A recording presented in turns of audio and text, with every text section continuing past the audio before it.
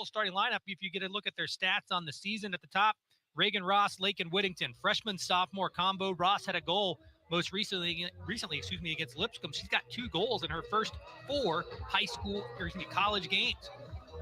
Abigail Legg will get the start. She transferred over with Kelsey Cameron from Trevecca Nazarene, also in Nashville. Carly Ross, the sister of Reagan Ross, gets the start. Anna Samuel and Kate Bertel. Along the back, Lily Tabor, Sammy Bird, the Ball State transfer. Allison Brockelman, Eliza Paisley, and then in net is the Lipscomb transfer, Sydney Jones. On the other side for Marshall, you see Alexis Wolgamoose sprinting in. For Marshall at the top, of course, Nicole Navarro. The only goal this season for Marshall has come off the foot of Navarro. Or excuse me, I apologize, Ebony Leckie. I said Nicole Navarro. Ebony Leckie will get the start at the top for Marshall. Also, she'll be joined by Bailey Fisher. Fisher, the leading goal scorer last season for Marshall. Luisa Travassos, one of the captains for this Marshall team, will be in the midfield. Ami Kamori gets her first home start for Marshall. She transfers over from St. Bonaventure. Amelia Compson, we talked about her in the pregame. She'll start in the midfield for Marshall. And Leah Mish will get her 3rd start in 4 games. Along the back for the Herd, Chavez, Dantas, Towns, and Ekstrom. And in goal, typically, is Alexis Wolgamuth. As we're already underway, and, one thing, Ryan, just quick, observation. We've talked about how difficult Marshall's jerseys on the men's and women's side are to read. Belmont, not so much. No, Belmont, nice contrasting numbers. They definitely took us into consideration. Yes. Absolutely. We appreciate that. Our eyes aren't getting any younger day by day, and we can definitely pick those numbers out really easily. Marshall will play it all the way back. And again, this is a patient Marshall attack. Belmont already, as you watch, Belmont really does not seem as if they're going to play any type of a block at all. They pretty much had everybody across midfield just till about a moment ago. But Marshall's going to be patient on its build. This is a Marshall team without 2 attackers that it thought it was going to have to start this season. Alyssa Harden, Nicole Navarro, both are out for the year with injury now. But I do think it was really cool pregame right before we came on the air. Alyssa Harden was she's wearing a captain's armband on crutches, which I think is a really cool touch. But she is still leading her team within that huddle. And this speaks to exactly why Rafa Simoes said, I want her to be on my coaching staff eventually. She's someone who stays fully invested despite the injury. She's right there in the middle of everything with this team and every step it takes. And that attention to detail, that support, something that many people at home might sit back and say, well, of course she does. If you know her, yes, of course she does. But you don't always get that at this level. Far side, Marshall work. That's Mori, the St. Bonaventure transfer. Positioning early, just 2 minutes of the match. Marshall back to Wolgam with extra 1 touch, gets it back. And this is something Belmont wanted to really kind of pressure Marshall. But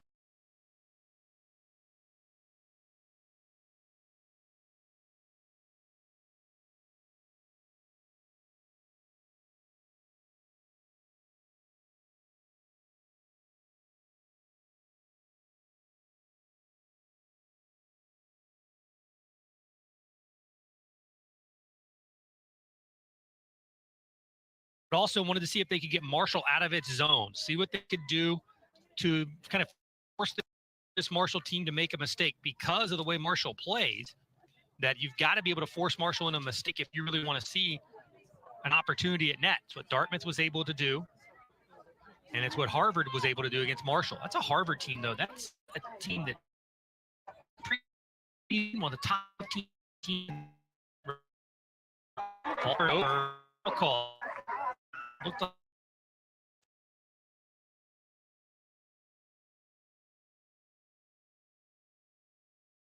Time going up against Kate Vertel, and Vertel gets the foul call.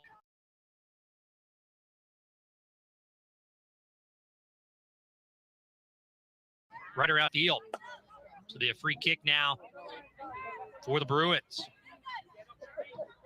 Kate Vertel last year, all freshman team for Belmont, 13 starts. She led all the freshmen on the team with over 1,100 minutes. Ball played high, box, bouncing around. Ekstrom gets a head on it. And then Towns, and Marshall trying to clear, can't do so. Belmont takes it away. Her trying to look on the counter. Compton far side, taken away from her Patel. Now Bruins back on the counter. Ball played in the box. Ball in the air, dangerous. Now bouncing around, multiple heads on it. Marshall player will whiff to try and freak the ball away. Now back and retreat. Able to Marshall possession. Kumori towards the middle, all the way out for Compton. Compton's been so good early on, and she tried to play it towards the center for Lecky, and nobody home. Compton's been so good. Talking with Rafa after that first match, that Moorhead State game, he said she was excellent. He said, I subbed her in, I couldn't take her off. The type of player, and she has that workman-like attitude. And a local kid, so a military family, which generally means quite a bit of moving around. But went to Sissonville High School, just north of Charleston. So with Compton and Bailey Fisher, you've got two of your midfielders who were, playing high school ball just down the road from one another. And in talking with Rafa, I asked him, I said, did you ever coach either one of them? He said, after her freshman year in club soccer, we were coaching Bailey Fisher at that point. Ball played into the box. Lecky went right. Kumori played it to her left. And Belmont tries to clear. Ekstrom out of the air. Again, we've talked about it this couple times. Ross Holland, one of the assistant coaches, or the assistant coach for this Marshall team, or associate head coach now. They did add an assistant. We'll talk about that in a minute. But the associate head coach, Ross Holland, was very involved with the local club scene. So was Rafa after his playing career at the University of Charleston. And really, when you look at kind of what they've done to build, they're emulating what Chris Grass did on the men's side. Let's involve the community. Let's take some pride in everything we have around us. And I think you're going to see some of that with the roster construction as he continues to build. Obviously, he will recruit internationally. I think you maybe will see some domestic as well. We'll just have to see how it develops too. Those types of investments. And this is an investment of time they put in. They take time also to pay off sometimes. So that's one you have to be patient in, but that's a group that tells me they plan to be here for the long haul. And on the other side, in talking with Kelsey Cameron, the head coach for Belmont, as Ekstrom progresses forward, she's going to play it in the box to Kumori. Good ball that time by Ekstrom. Kumori just couldn't quite get there as Sydney Jones comes off her line to pick it up. But in talking with Kelsey Cameron, I'll be honest, I do these conversations with every coach from the opposing team leading into these games. And not every coach is completely forthright with information. Kelsey Cameron was extremely forthright. She's very open. She was honest. And she said, this is a program, this Belmont team that doesn't know success. She said, for the 10 years before I got here, it had one winning season. And that was the quote-unquote 2020 season, spring of 21. It went 5-4-1 that year. So just one season over 500. And she said, you look at what we've been able to do. We've had to really change how we train. We've had to change how we're disciplined. We've had to change how we eat. She said, we had to really remake the entire thought process around this program. And to an extent, not maybe quite to that extent, it's the same thing Rafa has to do on the women's side for Marshall. Yeah, it's a change in culture. I thought last year, Marshall's women weren't that far away, if that makes sense. They were not in the top half of the Sun Belt, but at the same time, they were very competitive with some of the top teams in the league. And injuries kind of befell them a year ago. I think at one point it was 8 projected starters that all had been out with injury. Yes, and that has unfortunately continued now, but it's more like you're taking what you have and kind of tweaking it a little bit versus starting from scratch. You do have to do some things from the ground up, just like Marshall builds from the back up. That's kind of the very antithesis of how this program is currently operating, and that's working from back, from building that base, that solid foundation to work off of for years to come. Early in the contest, just about 8 minutes in, still scoreless. Belmont, of course, lost 3-1 to Lipscomb in its last match. That's a Lipscomb team that has been historically one of the top 10 teams in its conference. Ball played into the box, looking for Kamori. Marshall already, you're noticing Marshall's getting an opportunity, some of these through balls that it's playing towards the back.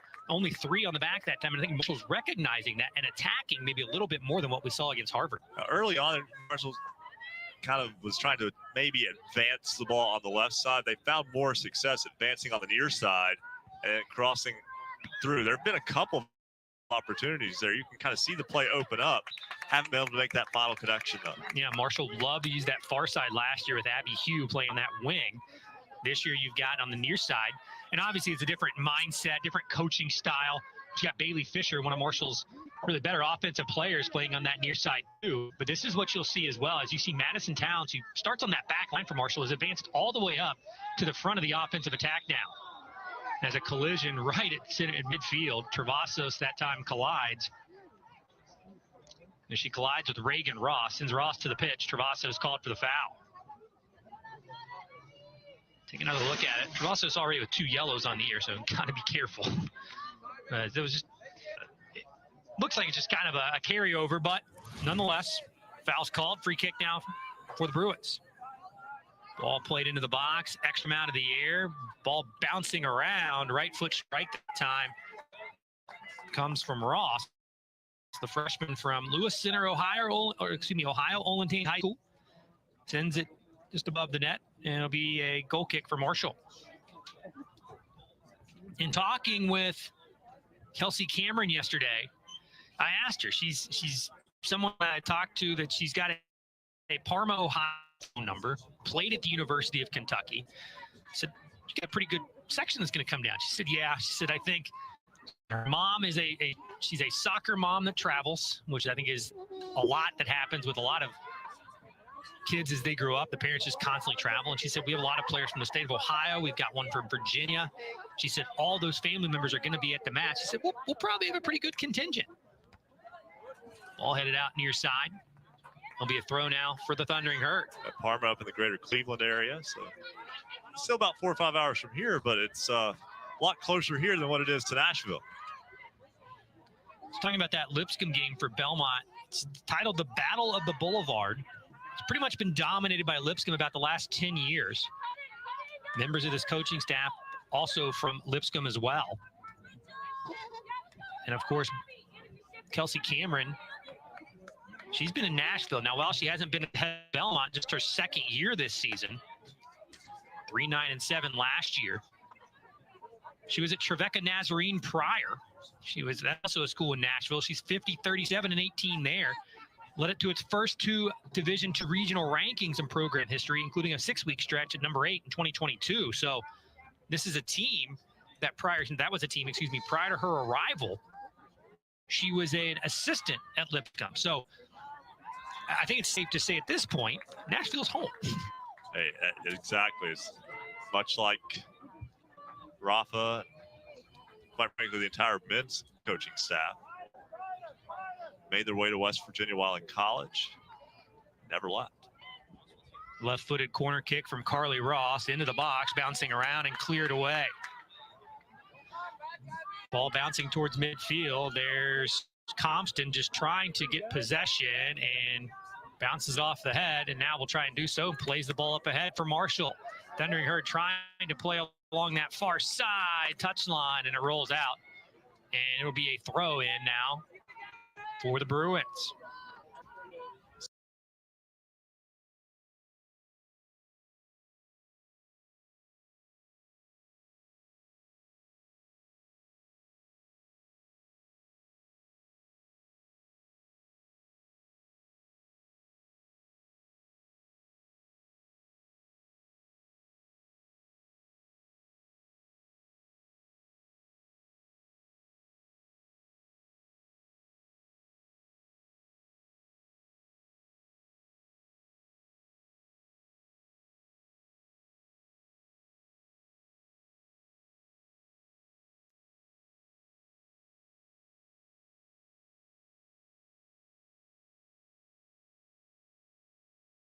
Up ahead, Compton. Compton tries to save it in, and even if she did save it in on that far side, ball hit off her right foot into her hand.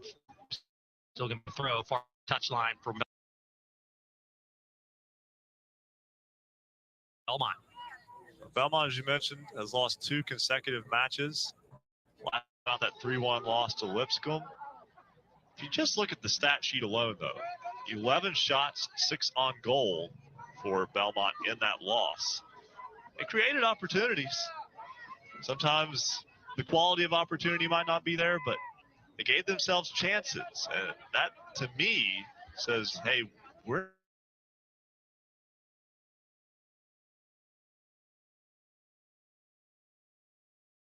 get the win, but then we play Lipscomb and Vanderbilt. Vanderbilt obviously being an SEC team.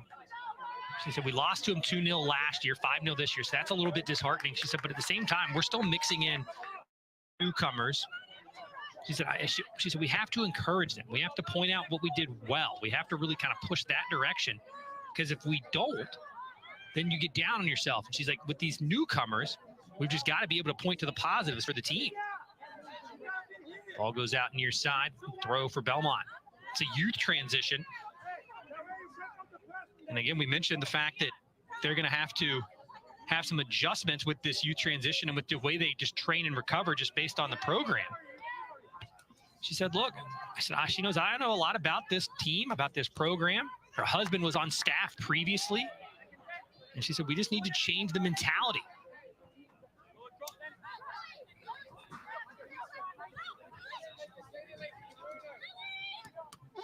What is it that Marshall Athletic Director Christian Spears says? You have to believe it before you see it. That and the win-win. When we have it, we will win. Yes. Apologize, Mr. Spears, if I have somehow. I know that's not the exact term. Right. But we're going to paraphrase, but yeah, yes. He says it better than me. Alexis Wolgemuth at the back. And this is what a lot of teams have decided to do against this Marshall build, and we've seen it on the men's side too, is if Marshall's going to play it back to a goalie, they're not going to allow that goalie to sit and really just survey the entire field. They're going to put some pressure on the back, and you're kind of seeing that right now from Anna Samuel at the top for this Belmont squad. You're also hoping that, from the Marshall perspective, you're hoping this high press kind of wears Belmont down more than it wears your back line down. Reagan Ross takes it away for Belmont, takes a shot towards Wolgemuth. Wolgemuth knocks it down with both hands and then springs off the line and picks it up before Samuel can get another touch. You see Belmont putting pressure on that Marshall back line, and that time the Thundering Herd turned it over. I think that was either Dantas or Chavez who turned it over that time.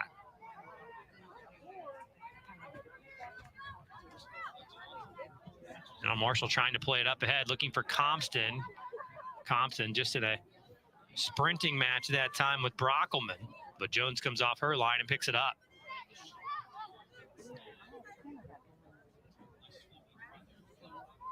Two shots now, one on goal for Belmont. Just one shot so far in the match for Marshall.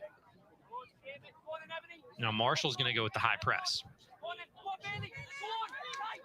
Nearly taken away by Bailey Fisher, and now she'll poke it away, and the Thundering Herd will play it back.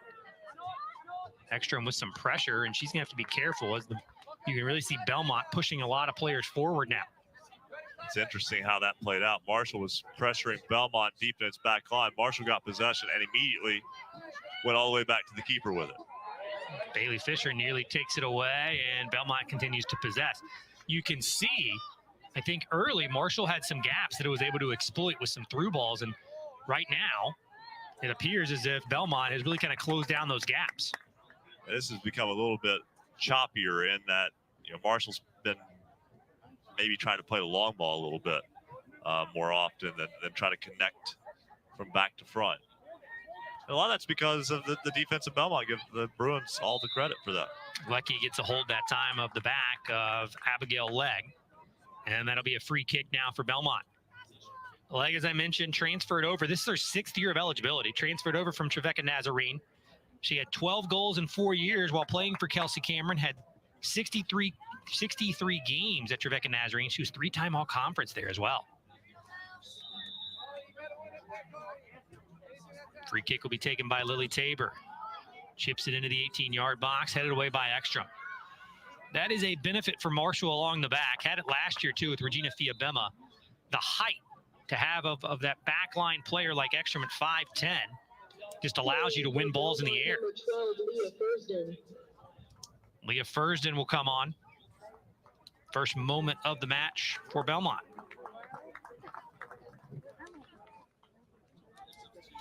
Fursden, the 5'4" senior from Dayton, comes on. 31 career starts coming into this season for her. She's come off the bench in now all 5 matches. She was 4th on the team in shots last year as well. Goal kick now coming up for the Thundering Herd.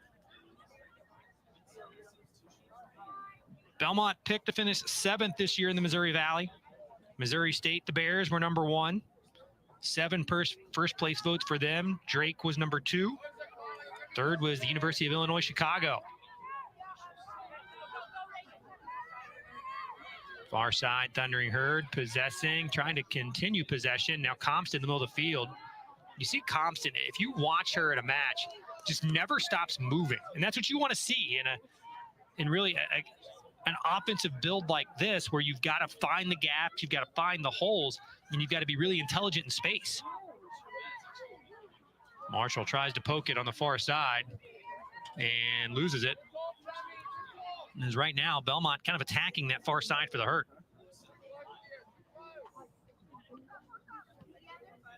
Throw comes in, Marshall tries to clear. So while Marshall really controlled kind of that first 10 minutes, Ryan, about the last 10 now, it's kind of turned over to the Belmont side. Yeah, the Bruins have had the better opportunities of late, and both teams are still kind of trying to fight for a foothold into how this match will play out, kind of fight for control of the match. But it definitely has felt like Belmont's been able to create the better opportunities here in about the last 10.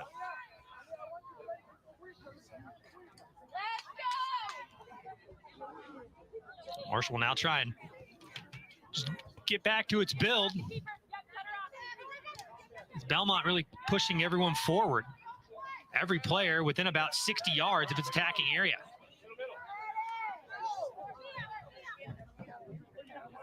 Leah Mish now with it. Mish with the long dark hair down the back of her uniform, kind of blocks off her number at times. Mish dribbling towards the top of the 18, still possessing. Mish now will just take a right-footed shot. It'll bounce just wide, really no threat that time. But Mish just had so much area, she might as well. Jones comes off the back line and picks up in front of a charging Compton. And Compton there just not wanting Sydney Jones to get too comfortable. Wanted to just go ahead and force the play forward and make Jones pick it up and start from there. Madison Towns turns on Carly Ross. Ross is going to challenge Towns, and Ross nearly takes it away. Now the two are going head-to-head near side, and it's going to be won by Carly Ross. But great teamwork that day, great teammate play from Bailey Fisher, retreating back to assist Madison Towns.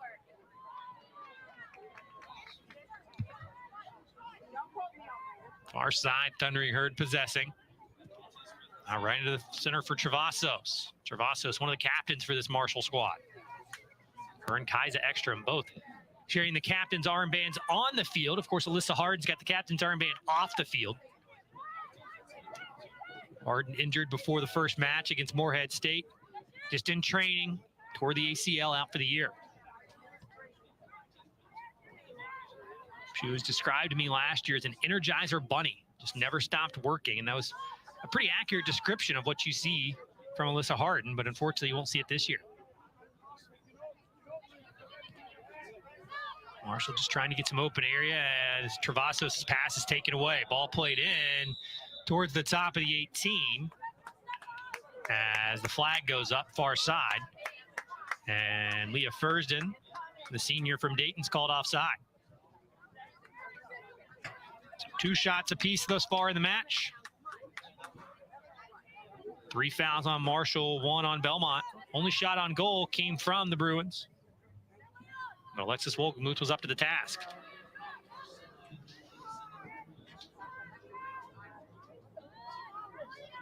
Marshall has got to be patient here, but also got to get moving a little bit because Belmont's starting to collapse down in this Marshall back line, and now the Herd will do so. Towns has got some open area. She moves down the near side. Gets pressured by leg temporarily. Town's still moving. Town's trying to find some area to cross. She's going to get towards the 18, pushes it back in towards Bailey Fisher, left-footed shot. Saved by Jones and cleared away by Lily Tabor. Great individual effort from Towns just to get the ball inside the 18.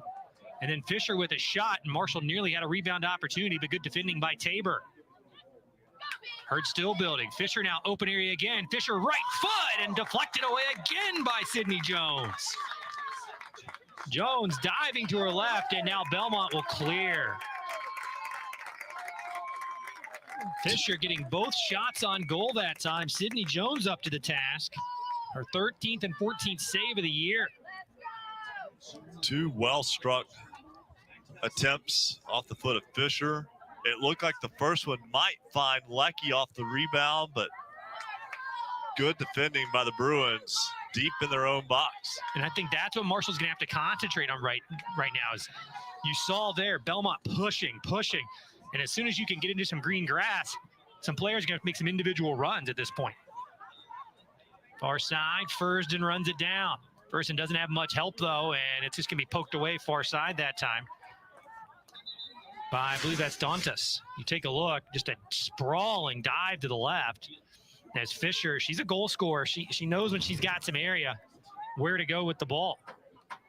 As three subs come on for Belmont. Olivia Walker, Tegan Downs, and Kennedy Burnson will all come on. So that'll bring out Brockelman, Reagan Ross, and Carly Ross.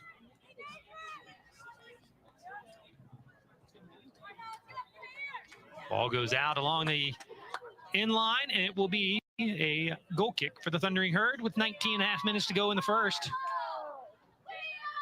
that is 2 substitution moments for Belmont now, 4 remaining. Marshall yet to have a substitution moment. So if you were with us during the men's match about a week ago, the NCAA substitution rules have changed, obviously. And we're learning as we go as well. We're getting there, I promise.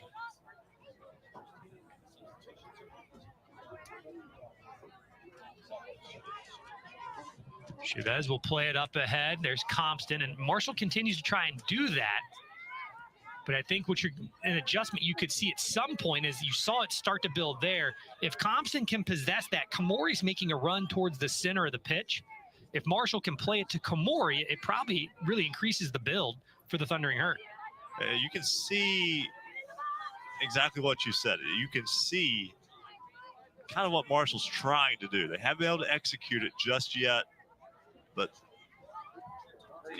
you can kind of see the plan of attack for the Herd. And yeah, they're just one connection away from a major threat at goal. Komori up ahead looking for Compton, and really it's a tough play for Compton there too, because if she possesses that ball along the far touchline, it's difficult to figure out where to go at that point. The only thing you can do is cut back towards the middle where everybody is.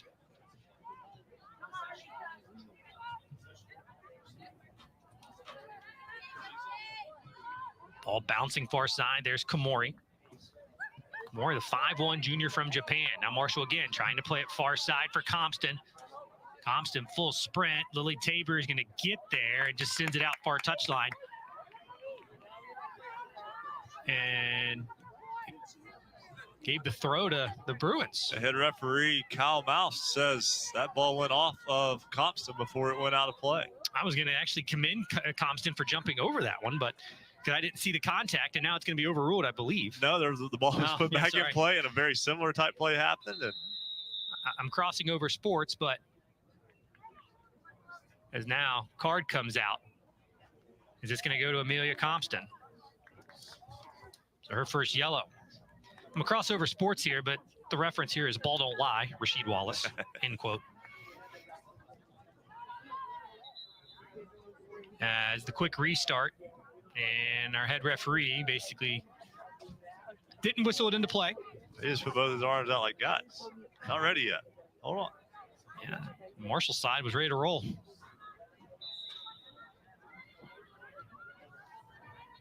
Ball thrown in, Lecky. Marshall now will work it all the way back. Hurd will switch fields. Ekstrom's got a ton of room now. Belmont collapses on her near side Towns. This is what was so successful early for Marshall. Towns now left foot bouncing in, nobody home. Looked like a little bit of maybe miscommunication from Fisher and Towns, but what we've seen there before with this Marshall squad and with this style of playing is Towns will cross over towards the top of the 18, and on the near side, Fisher could make a run pretty much towards the corner to allow for the cross, and we'll have to keep an eye if that happens later. Fursden now, speaking of a cross, crosses it in, cleared away by Chavez. Now back to the feet of Fisher for Marshall. Fisher had some help near side. Tried to go 1v1, has it taken away. Paisley up ahead, and now Ekstrom will clear near side. That time Fisher had some help. Chose to try and take on the Belmont back line by herself, and instead had the turnover, and now it'll be a throw near side. I think that was maybe a brief moment of indecision of making the pass or just trying to go ahead individually, and instead kind of end up doing neither. Ava Labaki will come on. She comes in for Abigail Legg. Corner now for the Bruins. Ball sent in towards the top of the 6th. There's a header. Great attempt that time by the Bruins. As I think that was Labaki fresh into the match. Gets a head on it, but just sends it wide. Katie Porter will get set to check in for Marshall's first substitution. Porter, one of the returners this year for this Marshall team. Again, another one that just got a ton of energy. And when you watch her on the pitch, you're not going to miss just the amount of energy and just relentless effort she plays with. Ball in the air, a little bit of a shove into the back of Fisher that time from Paisley. No call. Fouls in the match thus far. 3 on Marshall, 1 on the Bruins. Dartmouth in that last match against the Thundering Herd. Dartmouth was called for 14 in that match against Marshall. This foul now called near side. Labaki gets it called. Kelsey Cameron on the Belmont side shaking her head.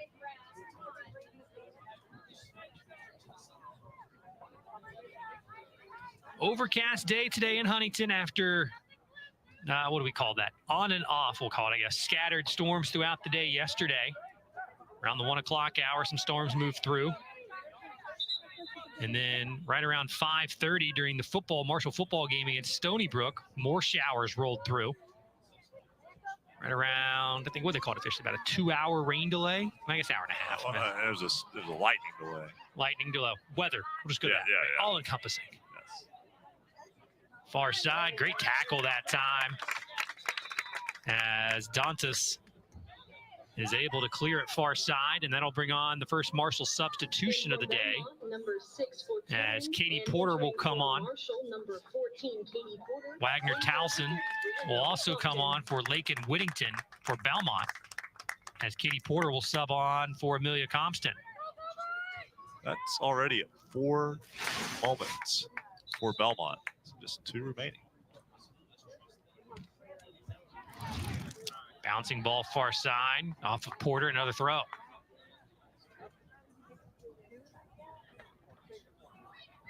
Bouncing ball right in the corner. Wow, beautiful ball to get it around a defender, and now headed away. And Fisher's got it and will clear it for the Herd. Just an incredible effort along the inline that time to clear around 2 defenders by the Bruins. And you said it exactly right. That ball was passed around a defender. That was quite an incredible pass. Technique, we'll call it. Yes. Far side ball thrown in, looking for Fursden, and ball will be cleared by Marshall on that far side. As that was Chavez that was able to clear it. Or Chavez, excuse me. Chavez tries to possess, can't do so. So again, throw coming up for the Bruins. Olivia Walker will take the throw. Ball thrown in, ball bouncing, and rolls out across the inline. It'll be a goal kick now for Belmont.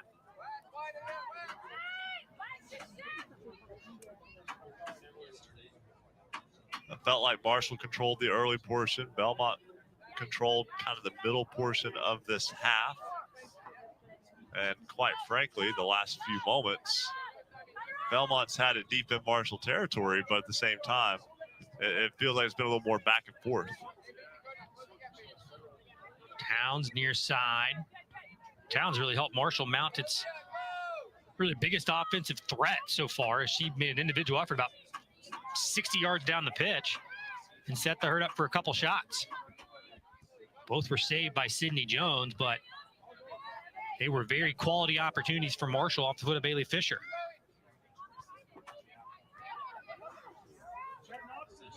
And Ekstrom tries to play it up ahead to Towns and instead just rolls out near side.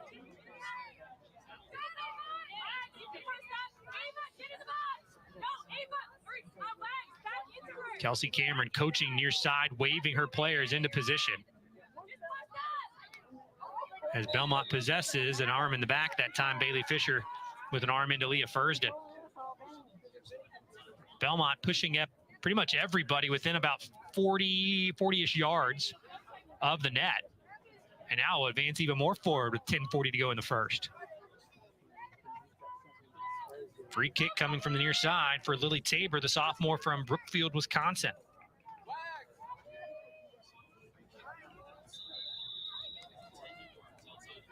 Ball sent into the 6-yard box, out of the air, bouncing around. Couldn't quite tell who got a head on it, but a bouncing ball into the hands of Wolgamuth. Ball was headed sort of straight into the ground, and Wolgamuth able to step over and make that without too much difficulty, but another opportunity for Belmont. You know, in talking with multiple coaches across the country, that's such a hard play to practice because of the risk of head injury, the risk of injury, period. You can't really go 1v1 or 2v2 or 3v3 in the box because all the heads going at the ball at the same time, just the injury risk it presents, as you see an offsides flag go up now on Belmont. The injury risk it presents, just it's really risk over reward, and the risk is too high. So you have to, when you practice those plays, it's really just 6 of your own offensive players getting into position against air. So it becomes a very difficult play to practice and even defend or attack on. That's one play where, I mean, in a way to look at it, it is both difficult to practice for it, practice against it, but everyone's kind of on an even footing when it comes to that. So it's who executes the best when it matters. Fisher into the center, crosses back. Fisher, top of the 18, right foot, puts it on frame again and knocked away by Jones. Sydney Jones, an incredible effort again.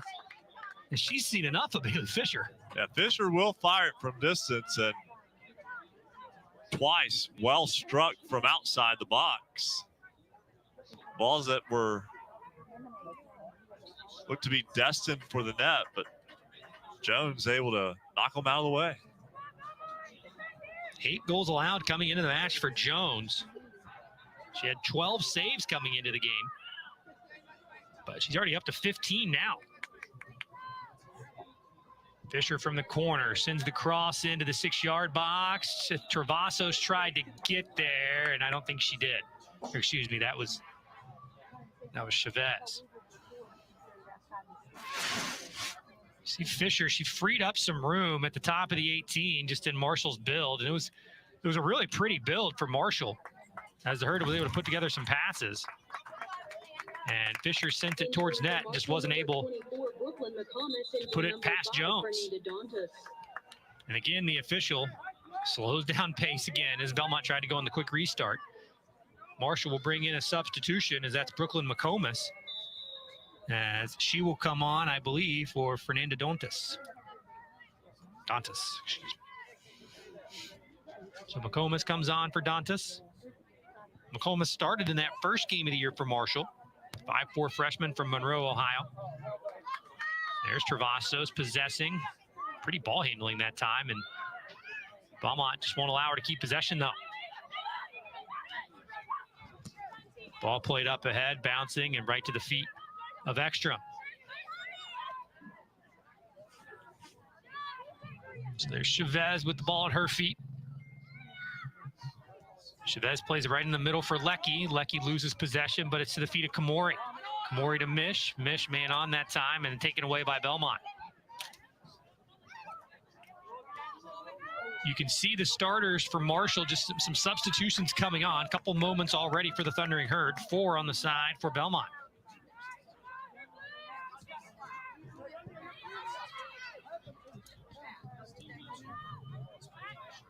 Rafa Simoes coaching his team near side, looking for his first victory as the head coach of the Marshall women's soccer team. 0-2-1. Belmont 1-3 on the slate. Ball played to Lecky. Lecky tries to flick it on behind her. Porter's there. There comes Jones, and she slides in and is able to pick it up. Couldn't tell if there was a slight collision between Porter and Jones or not.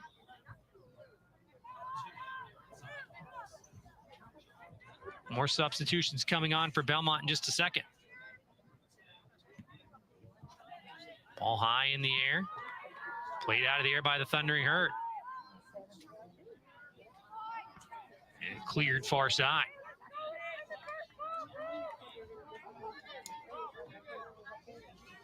Throw coming up again for the Herd with 5:44 to go in the first. Ball near side Ekstrom. She's got some open area. Kamori right in the middle calling for it. Not going to try it. And instead, it'll be taken away briefly that time by Labaki. It'll be a throw near side for Madison Towns. Ekstrom cuts back on her defender, plays it into Bailey Fisher. Fisher inside the 18. Fisher's cross knocked down by Belmont as fans looking for a handball as it went off the forearm that time of a Belmont player and rolls out near side. Didn't get a great look at it in live action. Simoes on the near sideline for Marshall had his arm in the air, asking what happened. And that play was all set up by the positioning of Bailey Fisher and how she accepted the pass in and was able to create the space, not just once the ball got to her foot, but before it did. Foul called right in the middle of the pitch. It'll be a free kick for the Thundering Herd.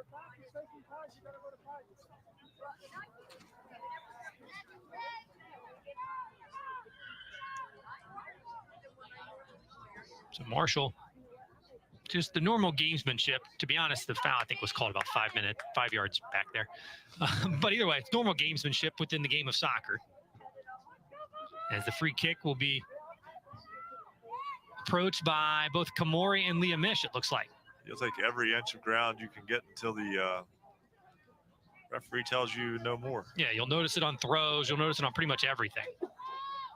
Kamori chips it in and headed out of the air by Belmont. That was Towson that got her head on it. Ball tried to be played up ahead. Little flick that time, and McComas will play it back on the negative.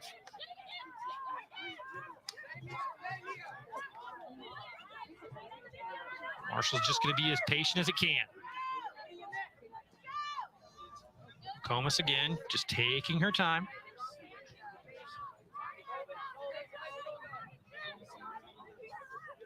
Wolgamuth just outside the top of the 18, 3.5 minutes to go in the first half. Wolgamuth standing on the ball. You know, it's kind of interesting in talking with Rafa Simoes in the last couple days. He mentioned he got a phone call from after that Harvard match from Brian Pinsky, the head coach down at Florida State, one of the best women's soccer programs in the country. And his immediate reaction was, why is this guy calling me?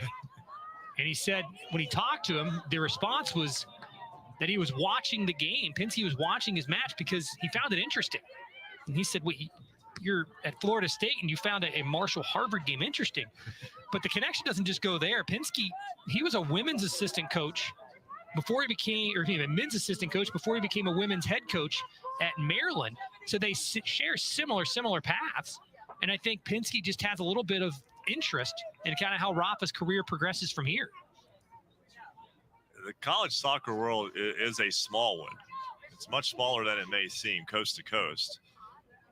But yeah, obviously you get people who can share experiences in terms of how they got to where they are. And Florida State's women's program, one of the premier programs, if not the premier program in the country. And that's just interesting that Coach would take the time to make that phone call. Yeah, 2023 national champions were the Seminoles. And just talking with Rafa, he's like, yeah, I saved his number now.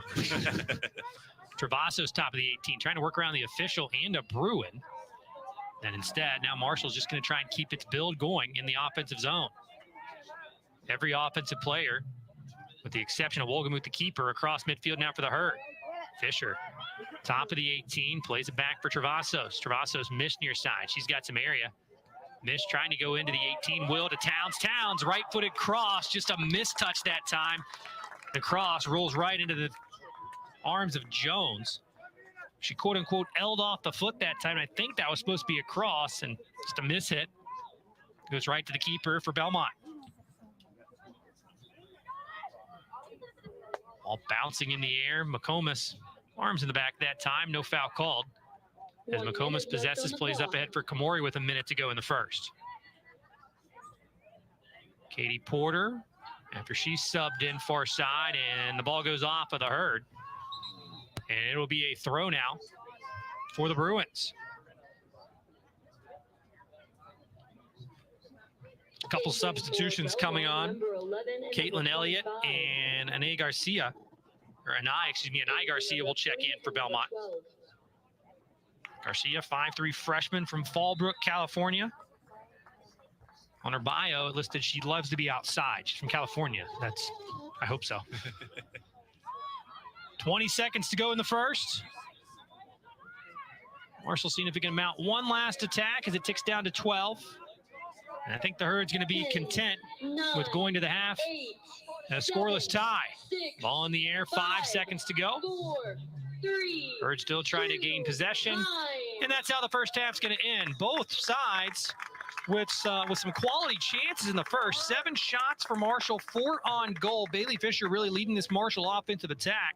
Belmont, 4 shots, 2 shots on goal, but both goalies on either side, Sydney Jones, Alexis Wolgemuth, are up to the task, and that leads us here to a scoreless tie at the break.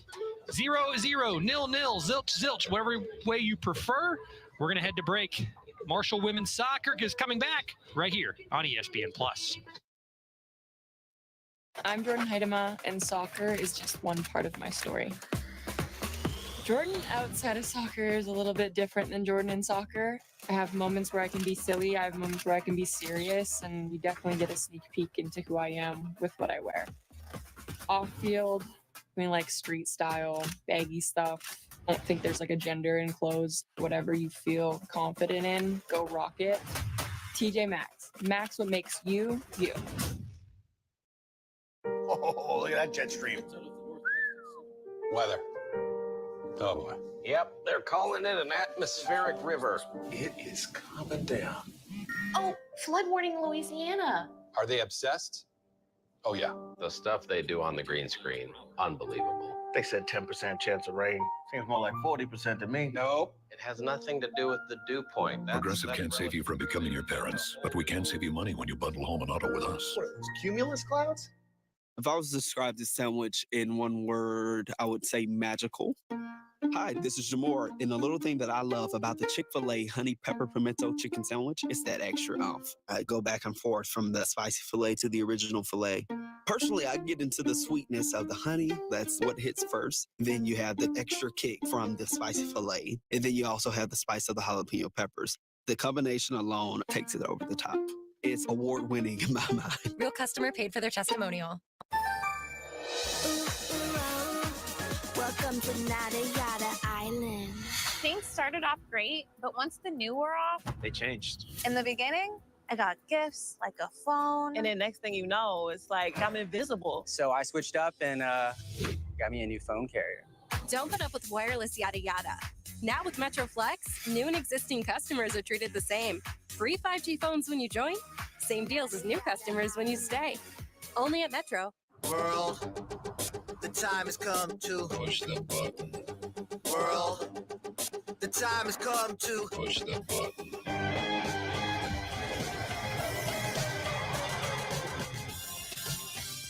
I'm watching the game. Hang on. With Frontier Fiber Internet and YouTube TV, I'm not just watching the game, I'm getting into all the action with Multiview. Switch now to 100% fiber internet powered by the speed of light and cable-free live TV.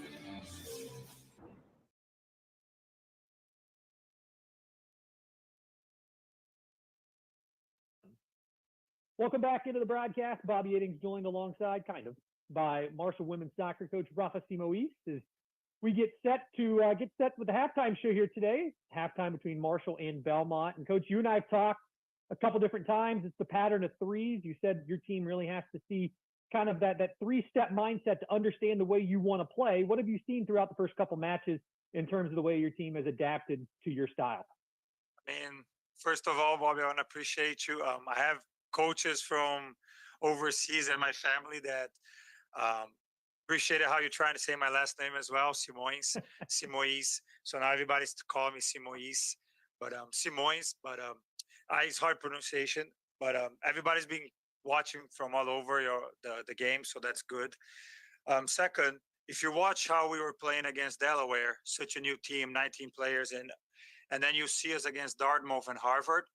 I mean, my phone against Harvard was a lot of coaches impressed the performance that we did with a Sweet 16 with a team that always wins the conference. Harvard has a lot of players that play those playing the Olympics under 20 for national team. So, I mean, Jada Rose on the right back, what an impressive player. They're number 7 as well from Norway national team. So, like, we went against Harvard and we showed that we can play. And if you compare the performance with the Delaware, is night and day difference. The team, like I said, is a very special group. They are very, very humble and they do their best. And we couldn't ask for a better environment as well. It's very healthy. They respect, they have pride to play for Marshall. But I mean, the bigger things is they're learning how to play from each other and things are getting, now we can coach more. First, we were coaching the basics. Now we can go in more detail and more specific things. But I think we should have won the game against Dartmouth. I think we had a goal that was disallowed, but for me, it was on time. And we had a PK that they didn't have VAR, but it was 4 yards inside the box, and they called it out. So it was weird because we did perform. We felt like we win the game, and the players felt good. Like, nobody was mad because if you see our second half against Dartmouth, I'm proud of my team. I'm proud of the performance against Harvard as well. If it's their first half against Harvard, I think Harvard is a team that normally don't press, and they end up having to press us to cause us different problems. So I'm really happy. Like, I'm really happy where the future goes. I'm really happy to be coaching here. Like, Julia Pastor, my assistant coach, finally came from Brazil. So now the staff is complete. We're about to announce her in later days, but she's already here with us officially. Everything's getting better. Like, I can't complain. We just got to win games now. But I think it's a consequence of what you do. And I think you can control performance, and sometimes the results, like the Dartmouth for me was a tough one. But let's perform. Let's try to do the things we're good at. Long answer, but I hope we cover everything. So let me just get you one more question in here real quick before we got to hit a break. Coach, I know no coaches like to have a moral victory, but is it hard not to take kind of things from these matches you've seen where you haven't won a game, but to say, guys, pointing to this as positive, like this is a moral victory for the rest of the season? No, I feel the Harvard game is a big game. It's like I said, I told you guys, you win this team, you prove you can win an Elite 8, you can win the conference, you can win Sweet 16, and that's why I play Harvard there. And cheers to them, what a team they have, unbelievable coaches, unbelievable players, and I love it. I want games like that. I want games where you got tested before the conference, because for us, is after these 6 games, how we're going to enter the conference. And I think with Harvard, we learned some lessons that you just learn playing really good teams. So I agree with you. I think the Boston trip was very positive in terms where we are now and the belief of the team to play the way we play against teams that going to challenge us as well. So Marshall, of course, has a couple more matches before the conference slate gets started. That's going to do it for us here real quick at the halftime show. We'll take a break. We'll come back as we get close to the second half between Marshall and Belmont right here on ESPN+. We now return to our interview with the insurance whistleblower. I just think everyone should know there's an insurance company out there exposing other companies' rates so you can compare them and save. Sounds like trouble. It's great, actually. It's called Auto Quote Explorer from Progressive. Here, look. See, we show you our direct rates and their rates, even if we're not the lowest. So whistleblower usually means you're exposing something bad. I thought it meant calling attention to something helpful. You know, like, toot toot, check it out. This thing's the best. No?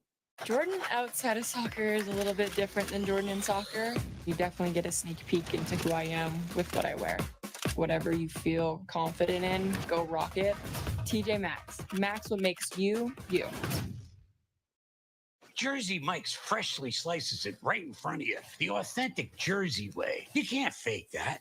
And look, you can fake a lot of stuff these days. You can fake my outfit, but you can't fake freshly sliced turkey. You can fake these haunches, but you can't fake freshly sizzled bacon. Nay, you just can't fake a freshly sliced Jersey sub. It's nice to be back in my real body. Number 13, please. Made the authentic Jersey way since 1956. It's a Jersey Mike's thing. A sub above. Whoa, Nelly. iPhone 15 with tons of storage. I really want one. Yo, you've won 14 times on the LPGA Tour. Since when is one enough for you? That is true. Get your head out of the sand trap, switch to T-Mobile, and get 4 iPhone 15s on them. And 4 lines for just $25 a line. And you can save on every plan versus the other big guys. Swing big at T-Mobile. Get 4 iPhone 15s on us and 4 lines for $25 a line. 4. I'm watching the game. Hang on. With Frontier Fiber Internet and YouTube TV, I'm not just watching the game. I'm getting into all the action with Multiview. Switch now to 100% fiber internet powered by the speed of light and cable-free live TV. Every week, ESPN Plus brings you magic. In your mouth provides a bit of magic. Streaming every La Liga. Es increíble estar aquí. And Bundesliga match. From NWSL to the FA Cup. World-class soccer all in one place. ESPN Plus. For the love of soccer. You live. Back at Hoops Family Field, Veterans Memorial Soccer Complex at the half, Marshall and Belmont scoreless as Rafa Simoes continues to look for his first victory at the helm of the Marshall women's soccer program. An active first half, both teams with opportunities early, some fouls early as well. As we get a look at the first half highlights between these two squads, and Ryan, we talked about some of the impact players, but really these two teams just kind of trading blows early. Now, early on, Marshall kind of seemed to have a little bit of the of control of the pace of play, of the run of play. The Herd physical match, though. You've had a couple of opportunities where, you know, maybe Belmont wanted a foul, didn't get it, maybe got a foul that Marshall didn't think it should have along the way. But, you know, opportunities to get into the box. Marshall's been in the box several times with chances to score. And Belmont, kind of the second 10 minutes or so of the match, had its run of play control. And Abigail Legg there had a shot on goal, but Alexis Wagamuth with the save. Here, the Herd had a couple of opportunities. Bailey Fisher stopped there by Jones a couple of times. It's been a game of about 10 or 11-minute segments is what it's been. And Marshall won the first 10, 11, then Belmont, then Marshall. And I really think probably right there in the middle, it was pretty even. Both teams looking for a win today. Belmont looking for its second win of the season. Marshall looking for win number 1 as we're getting close to the second half of action here from Hoops Family Field. We're going to step aside. You're watching Marshall Women's Soccer on ESPN+. We now return to our interview with the insurance whistleblower. I just think everyone should know there's an insurance company out there exposing other companies' rates so you can compare them and save. Sounds like trouble. It's great, actually. It's called Auto Quote Explorer from Progressive. Here, look. See, we show you our direct rates and their rates, even if we're not the lowest. So whistleblower usually means you're exposing something bad. I thought it meant calling attention to something helpful. You know, like, toot toot, check it out. This thing's the best. No? My name is Madison Keys. This is my 15th year playing professional tennis, but I'm more than just a tennis player. Sometimes athletes get mislabeled because they see us at probably our most stressed out. It's really fun to be able to try to express yourself outside of the arena so people really get to see all aspects of who you are. No matter the look, TJ Maxx has exactly what I need to express myself. Max, what makes you, you. BK Royal Crispy Wraps. Eat it with the meal or have it as a snack. Only $2.99. It's a hunger hack and it fits in one hand. And BK, have it your way. You can run. You can scream. You can hide. But the chance to win could find you. The countdown is on to the biggest, spookiest day of the year. Get your West Virginia Lottery scratch-offs today for the chance to win. Escapes. Please play responsibly. Times may change, but some things remain timeless. I've been using Dove Beauty Bar more than 25 years. Dove is 1 quarter moisturizing cream. I feel silky smooth. What the biggest companies deliver is exceptional customer experience. What makes it possible is unmatched connectivity and 5G solutions from T-Mobile for Business. T-Mobile connects 100,000 Delta Airlines employees, powers Tractor Supply stores nationwide with reliable 5G business internet, and helps Red Bull revolutionize coverage of live events. This is how business goes further with T-Mobile for Business.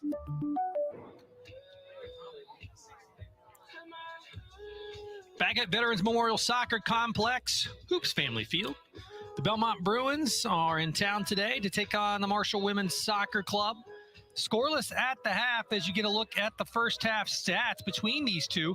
Marshall with those 7 shots, 4 shots on goal. Bailey Fisher with 3 shots, 3 on goal herself. Ami Kamori with 2 shots as well for the Thundering Herd. Marshall getting the lone corner. Other than that, Belmont's controlled the pace on the other side. As the Bruins, 4 shots, 2 on goal. Of course, the biggest opportunity for the Bruins, Abigail Legg, getting right on the doorstep just outside the 6-yard box, but being turned away by Alexis Wolgemuth. And as impressive at times as these offensive builds have been, Belmont pressuring that Marshall back line, Marshall finding some open green area against Belmont. Probably the most impactful thing we've seen in this game has been the play of both Sydney Jones and Alexis Wolgemuth. And the keepers have been active. Wolgemuth, especially kind of in the build portion, has kept her very active, but she's still been on her mark when she's had to face a couple of shots on goal. Sydney Jones has made 3 outstanding saves, 4 total, but she's a keeper who came in having allowed 8 goals and had 12 saves for the season, so a 60% save percentage, 4 for 4 so far today. She's definitely stepped up to the task. And Jones transferring in from a pretty successful program in Lipscomb to take the helm between the pipes for this Belmont team. Upcoming schedule for these two sides, as you take a look for Belmont. Belmont will take on another Sunbelt foe in Coastal Carolina. That comes up on Thursday as the Chanticleers will come over to Nashville. And then really after that, it gets close to conference schedule. North Alabama, Tennessee Tech, Chattanooga, Evansville.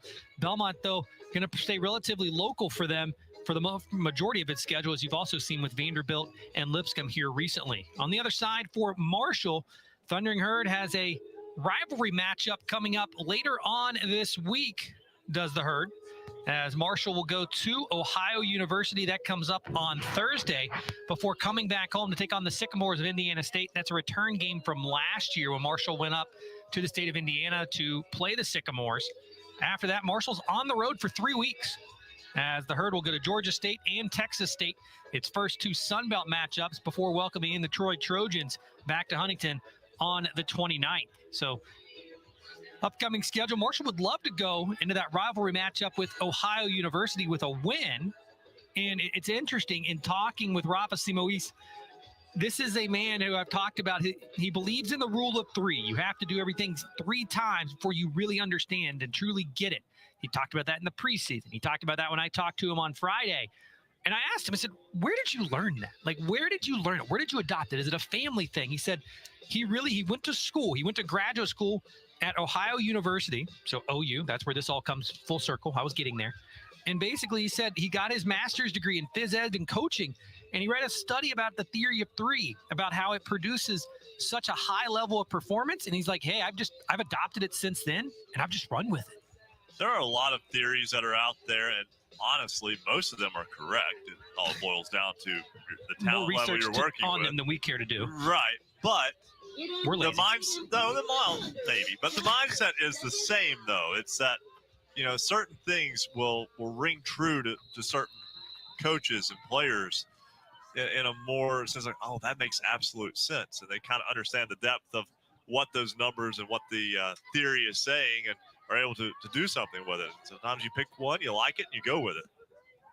Second half underway. Do want to, just a little mishap for us in the first half. Do want to kind of correct one thing we said. In the women's game, the substitution rule that is impacting the men's side is not the same. So just keep that in mind as we move throughout the broadcast. Angel Fowler will get the start along the Marshall back line as a center back with Kaisa Ekstrom for the Thundering Herd. Brooklyn McComas, Madison Towns, Leah Mish, Katie Porter, Travasos, Kamori, Fisher, and Lecky round out the 11, as well as Wolgemuth for the Thundering Herd. Near side throw for the Bruins and towards the 18-yard box. And Herd trying to clear it now is Leah Mish. And she'll play it all the way back for Wolgemuth.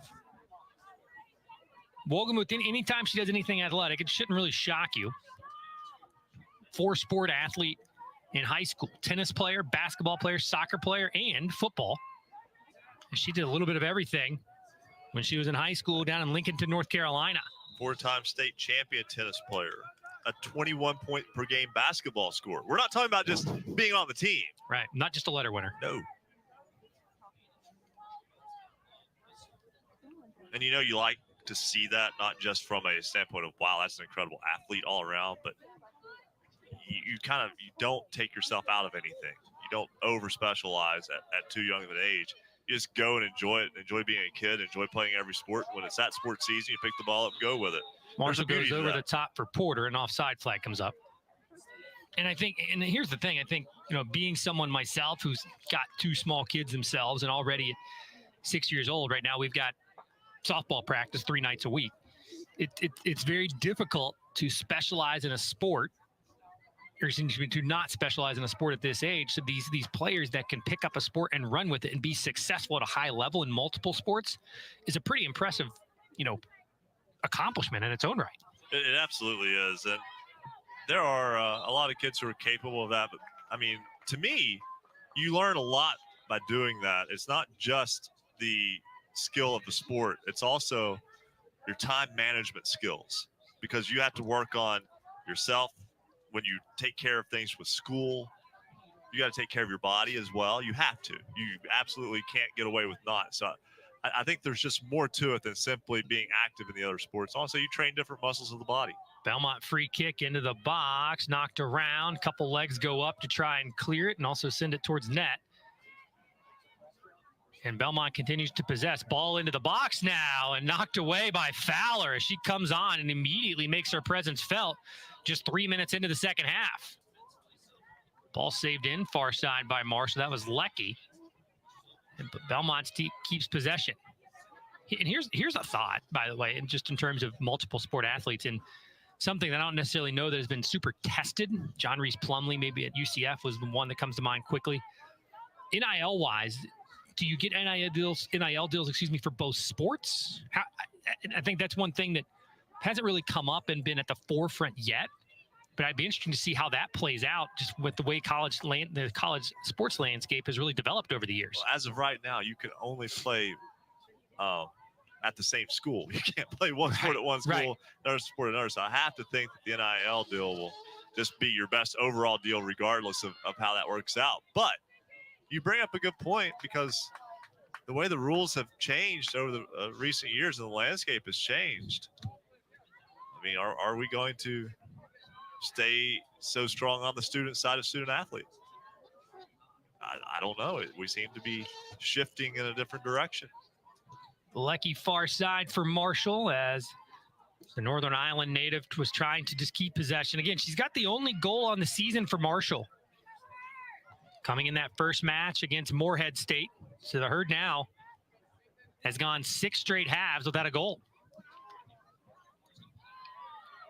We highlighted Lecky in the pregame that a lot would be working through her. To this point, it really has not. It's mostly went through Bailey Fisher at the midfield, and she's kind of been the one trying to connect it to the end. And Lecky has been more active in the build, but not necessarily in the attack portion. So we'll see if that changes here in the second half. I think what you saw Marshall have some success with in the first was some of those overlapping runs on the wings. As you saw some success with Compton and with Fisher. I think the overlap period is just where we have not seen kind of probably the consistency I think that Rafa's looking for. But both teams definitely mounting some chances in this match.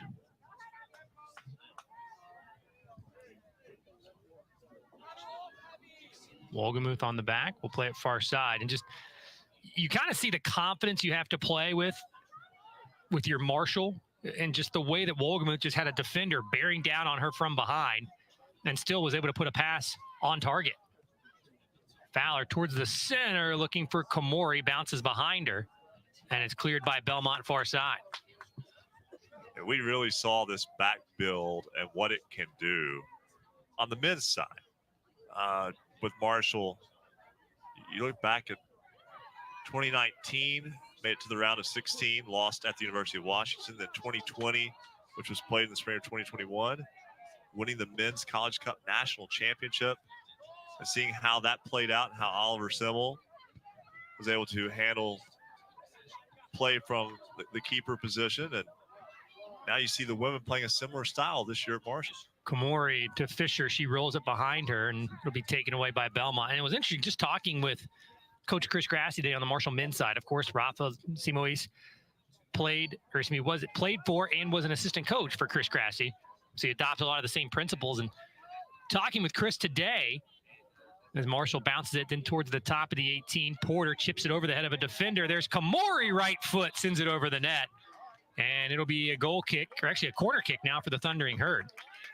But in talking with Grassi in the last really just 24 hours, he said, look, what you got to remember is a lot of times teams are picking a poison against us. If they think that one part of our team is weak, and this goes for the women's side as well, he said they're going to attack that one piece. You get so much practice working against that. And then year to year, you have to figure out, okay, how are they going to attack us? And we really kind of shift off of that. Corner kick comes in, and it's punched away by Jones, and it rolls out far side. It'll be a throw for the Herd.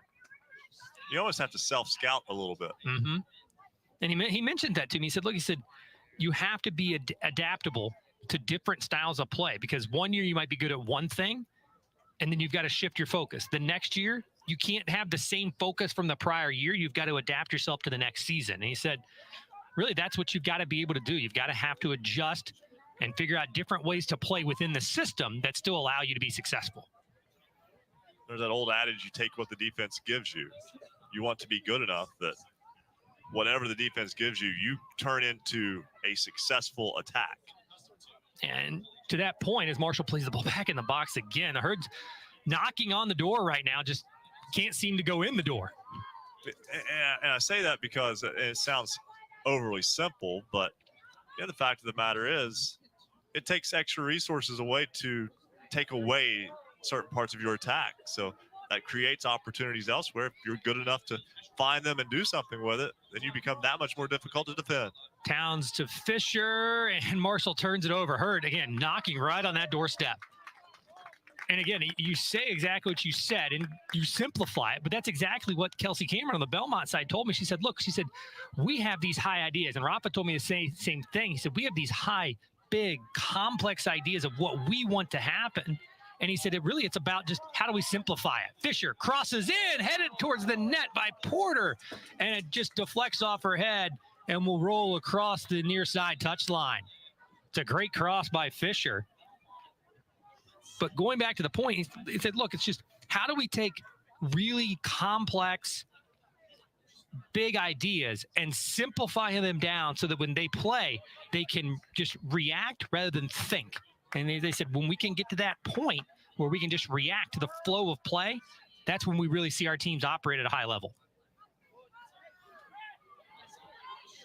Porter still with it for Marshall and turns it over as Belmont tries to get it back, and now the Thundering Herd back in possession. Kamori. You can see Belmont really tightening up the area in which Marshall's operating. Every time Marshall touches the ball, lots of pressure. Fisher nearly dragged down from behind, ran into a Belmont player behind the play. Then Fisher was called for a foul. And then Fisher gets called for the foul. She ran into the back that time of Burnson. It'll be a free kick now for the Bruins.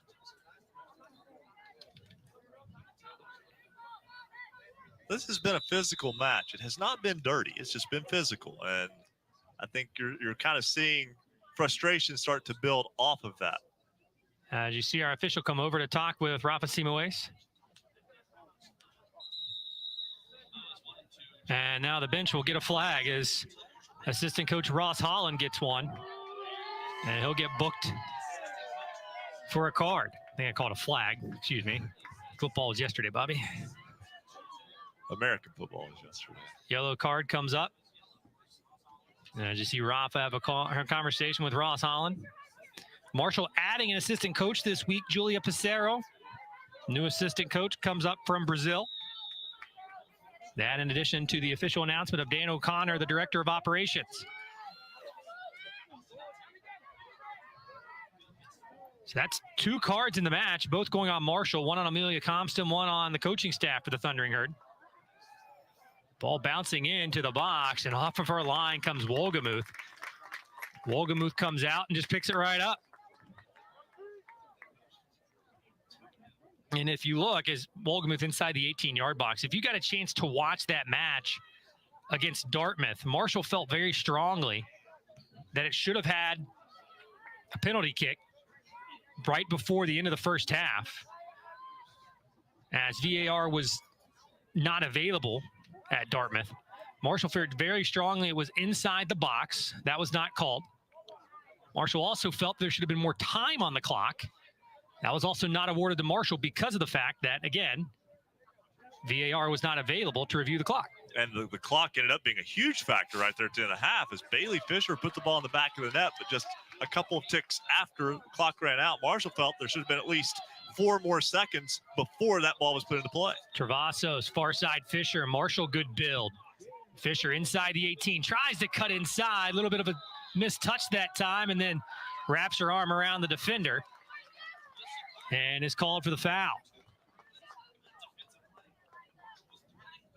Looked like Lily Tabor that time is who Fisher wrapped the arm around. And that slowed down Fisher on the retreat, but a good job that time. Good build again by Marshall. Hurd continues to threaten. Feels like that Belmont back line is slightly unraveling, but still hanging by a thread.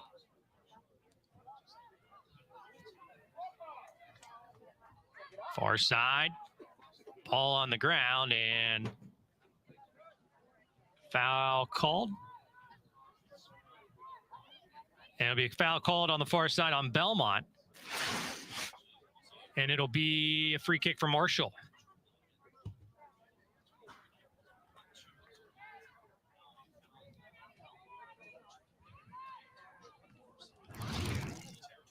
So Marshall on the restart now. We were kind of talking about NIL earlier, and I had a chance, and Kelsey Cameron, the head coach for Belmont, she was a very successful player when she was at the University of Kentucky. She was a captain of the team in 2006, SEC champion that year with the Wildcats.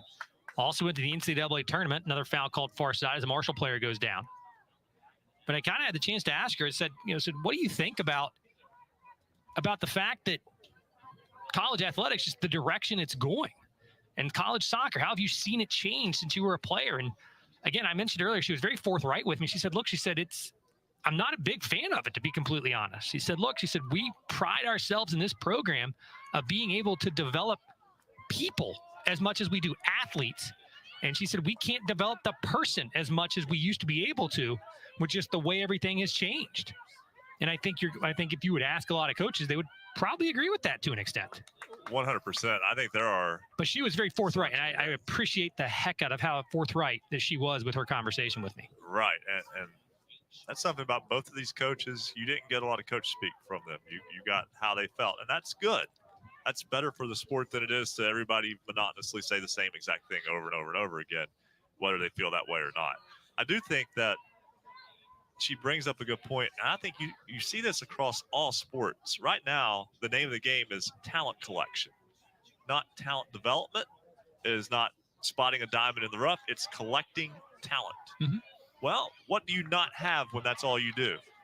Chemistry. You cannot build that team chemistry. And I feel like if you can get a good group of kids to stay together, you can overcome slight talent deficiencies with chemistry. And on the other side, that's where we are now. And I think but to their credit, that's what pretty much every coach you've talked to has said. They said, the team and the coaches that can develop the team as much as anything else and getting them to buy in together. How do we play together? How do we, really execute at a high level together? Those are the best coaches right now. And that's just the landscape we're in right now. And you make lifelong friends in college, but if you're going to 3 different schools, you're not around the same people long enough to really develop those in-depth friendships. And I think that means more than a lot of people give credit to it. Ball crossed that time and knocked away by Marshall, and it'll be a throw near side for Belmont. 30 minutes to play in the contest, still scoreless between the Thundering Herd and the Bruins. Marshall with 8 shots, 4 on goal. Belmont 4 and 2, respectively. 12 fouls called in the match, 7 on Marshall, 5 on the Bruins. Ball thrown in. Travasos knocks it down with the left foot. And now Marshall will clear it away. And please don't confuse our just conversation with being against athletes earning theirs. That's not the point. That's a different, not looking at the why, looking at the effect.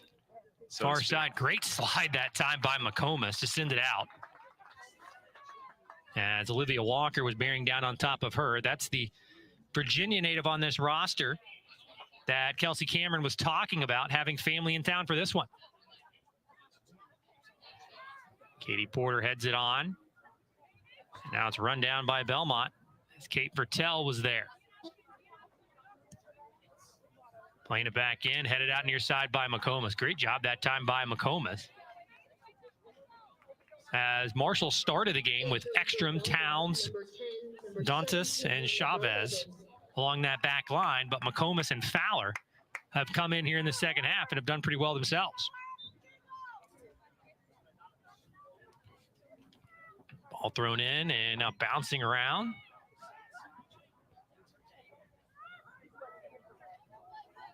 Ball near side, McComas gets shoved in the back that time by Olivia Walker.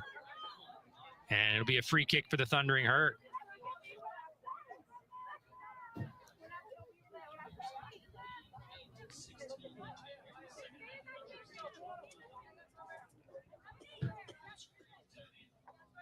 So the substitutions that came on for Belmont, Whittington, Brockelman, and Anna Samuel all come back on. Kamori right at midfield. Kamori fighting, trying to get possession. Kamori basically falls down between the legs that time of Sammy Bird. And Belmont keeps possession. Belmont down the near side.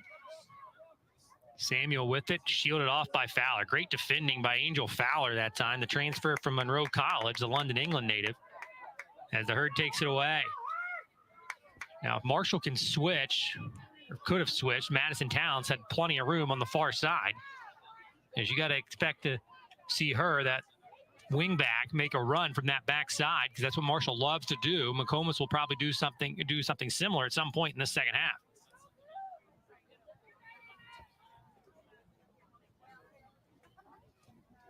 Marshall clearing some area as Alexis Wolgemuth holding onto the ball, sporting the pink keeper's jersey, and sends it away with the left foot.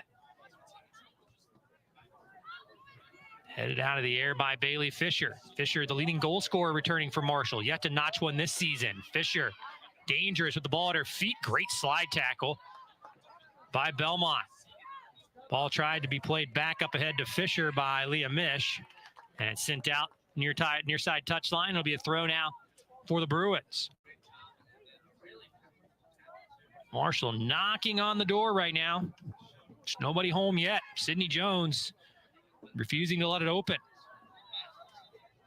Near side, Porter was defended by Olivia Walker, and Walker gets called for the foul. lot of jostling for position there.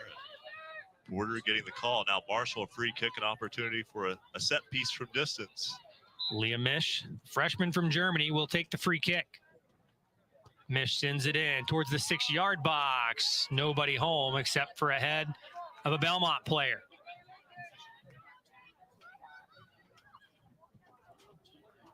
Bruins on the counter now. Turns it right over to Marshall. Travasos right around the midfield stripe and wins the ball. Physical matchup that time, but she'll win it anyway. Lecky, far side, plays it for Fisher. Fisher into the 18-yard box. Fisher, right foot off the side of the net.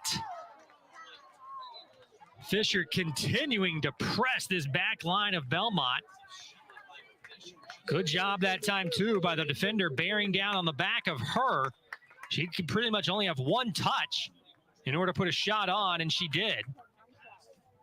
Take another look at it as Fisher was there and just pretty much struck it as best she could.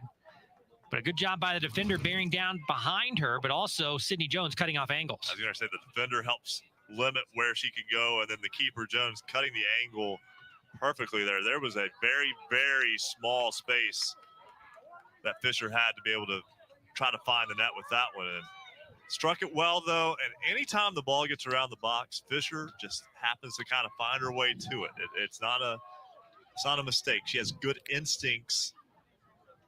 Has not yet been able to find the finish, but you can see the danger that she presents. Bouncing ball towards the inline. Towns is going to shield off the attacking player, and she will do so, and it'll be a goal kick now. A couple subs will come on the Marshall side in just a few moments.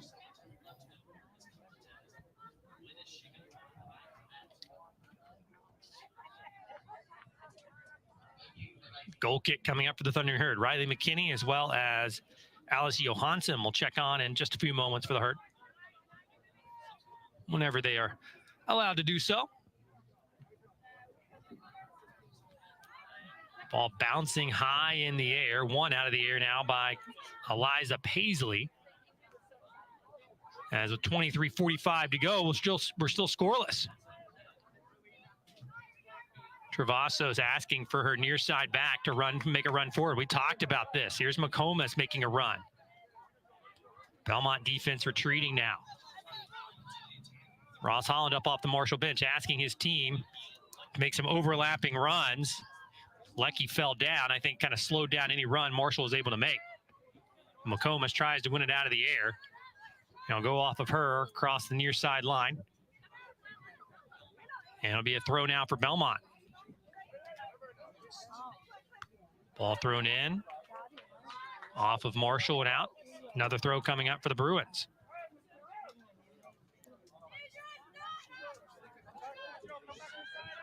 There's Anna Samuel going towards the net and knocked away by Marshall. Herd trying to turn and possess now. Travasos with it. Travasos just trying to get into some green area. And now Komori has that green area. Lots of green area for Ami Komori. She plays it up ahead, just a little bit too heavy of a touch for Lecky. She's not able to get there. Then it'll roll back into the hands of Jones. I thought Komori had an opportunity to take it a little bit deeper there. Sometimes it's much like a point guard in basketball in a fast break. You can go too deep. But there I thought she had a little opportunity to maybe get closer to the box before making a decision with the ball, and maybe we could have created a better angle for Lecky. Wide of area again now for Marshall. There's Leah Misch. Back to Bailey Fisher. Fisher getting triple teamed, approaching the top of the 18. One touch far side for Towns. Towns up against the defender. Just moving towards the corner, crosses it in, and it goes off of Eliza Paisley. And it'll be a corner now for the Thundering Herd. Entering for Marshall, number 11, Alice Johansson. For number 9, Ebony Lecky. So Johansson comes on for Lecky, and McKinney will come on for Leah Misch. Leah Fursden will come on for Reagan Ross, and Kennedy Burnson will come on for Olivia Walker. And number 14, number 24 for 5.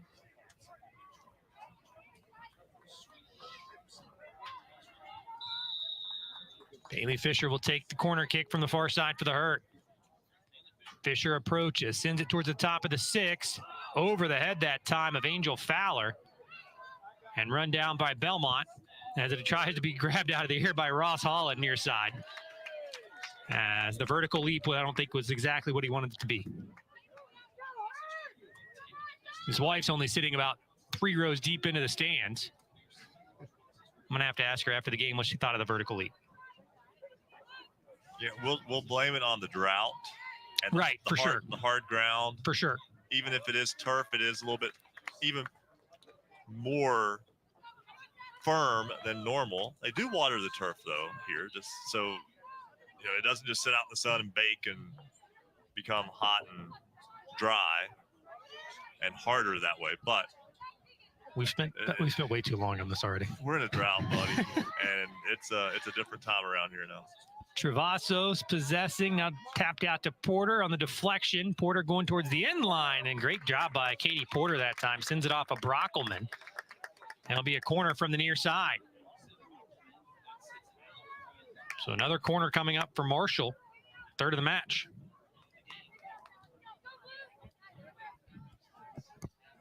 Ami Komori will take the corner kick from near side.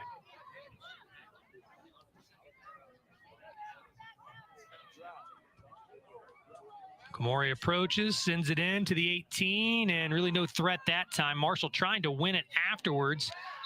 Competition for the ball that time, as going for it was Riley McKinney as well as Kennedy Burnson. Both of them went down to the pitch, and Riley McKinney gets a card. Third card of the match. All 3 on the Thundering Herd. So McKinney with the card, the Marshall bench with a card. As Katie Porter, as you can tell, Katie Porter is, I'm trying to think of the word. She can be an antagonist at times. We'll go with that. McKinney competing with Burnson gets the card. It didn't look any more malicious than most common fouls have throughout the course of the afternoon so far. Right foot approach from Downs, sends it wide of the net. So again, 3 cards in the match now. Compston, McKinney, and the Marshall bench all getting one. Anai Garcia will check in. Garcia comes on for Carly Ross. So the freshman from California comes on for the senior from Ohio. It's been, Brian mentioned the drought. It's been brutally hot here this week, and talking with both coaches, just asking, in what way, how do you plan around that? For Marshall, they practiced at 6 o'clock at night. So just a little bit of a temperature difference that allowed them to kind of get out when it wasn't the hottest time of day, which is when they normally practice. On the Belmont side, just again, Nashville a little bit different from Huntington, but because Belmont shares its facility, ES Rose Park, with so many different teams, they practice at 8 a.m. anyway, or in the morning. So it was already a little bit cooler as it was, but still for both teams, it's caused all of them to kind of make some changes to the way it's practiced here, the heat that we've had, just suppressive heat. And then yesterday even, Belmont was supposed to practice at 5 here, didn't get to do so because of the weather. So just between the heat and weather in the last couple of weeks, it's really altered practice schedules for both teams. We had 3 days of 100 degrees. Ball tapped that time as just a really dangerous possession on the back line for Marshall. As Anna Samuel got a touch on it, and I didn't really know how dangerous it was going to be, but sends it north of the goal. That was an excellent opportunity there. Ball just kind of found her, and she was able to get a solid strike toward the net, but too high. But to finish that thought, 3 straight days of 100 degrees, and we had not hit triple digits. Was it only 3? On the thermometer, it was 3. It felt like more, but it was Wednesday, Thursday, Friday, where it hit 100 for the first time since 2012. Bouncing ball far side, Madison Town, 17 minutes to go. Scoreless between the Herd and Belmont. 9 shots for Marshall, 4 on goal, 6 and 2 on the other side for Belmont. Komori center of the pitch, needs a little bit of help. There's a running McComas near side. McComas to Porter. Porter tried to nutmeg her defender that time, but good defending. Brockelman. Down the near side looking for Samuel. Angel Fowler, though, is going to try and shield her off and let it roll across, and she will be able to do so.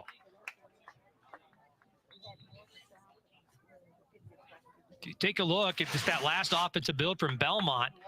As just a little bit of a misplay by Marshall, and Samuel got there and just sent it over the net. But it was pretty impressive to even get a ball remotely on frame, just sliding down, bouncing ball. It's a pretty athletic play by Anna Samuel. 5'7" sophomore from Apopka, Florida. She was all state and all metro her senior year down in Apopka.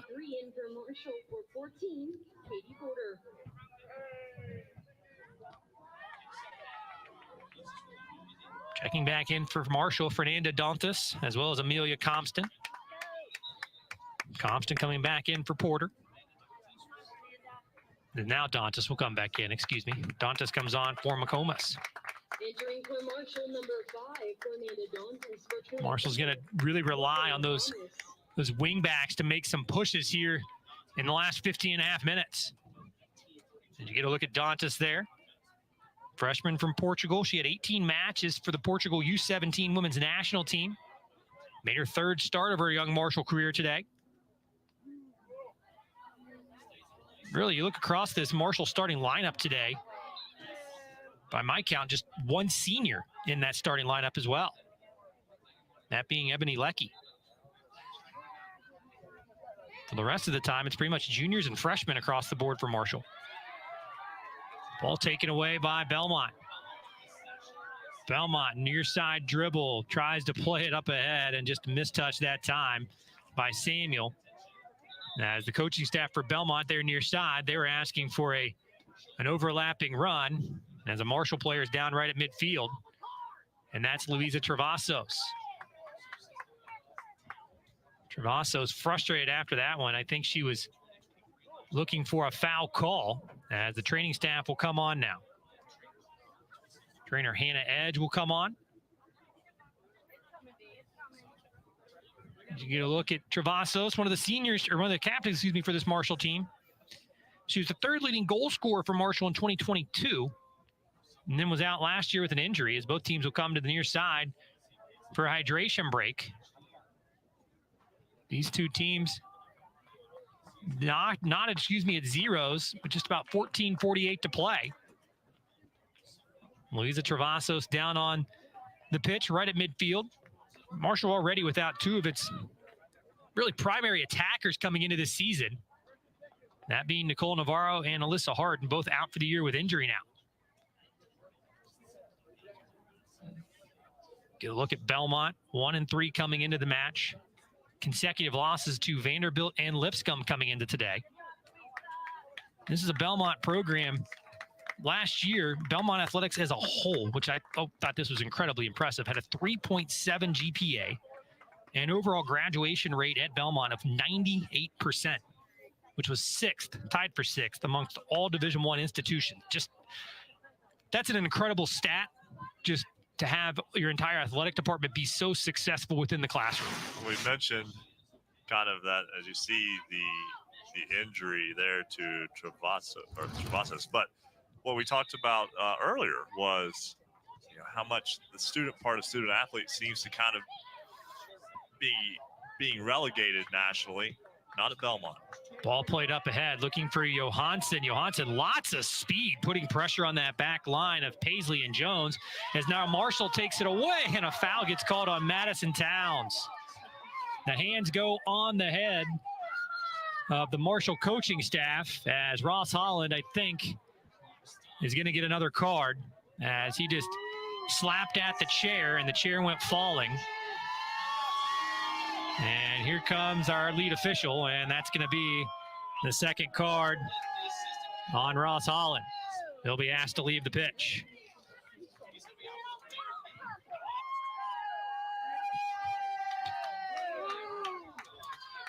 So Holland will have to head to the locker room. As you get a look at Rafa Simoes, he'll take on a little bit more duty. Associate head coach Ross Holland heads to the locker room, getting 2 yellows himself. Of course, Rafa and Ross both were teammates back at the University of Charleston for Chris Grassi, the Marshall men's coach. Ball sent into the 18-yard box, headed away by the Thundering Herd, and out of the air for Belmont as the Bruins continue to possess. Bouncing ball in the middle, and now Bailey Fisher will get a little left foot on it, far side, but not able to possess. Far side, and it'll be a throw now for Marshall.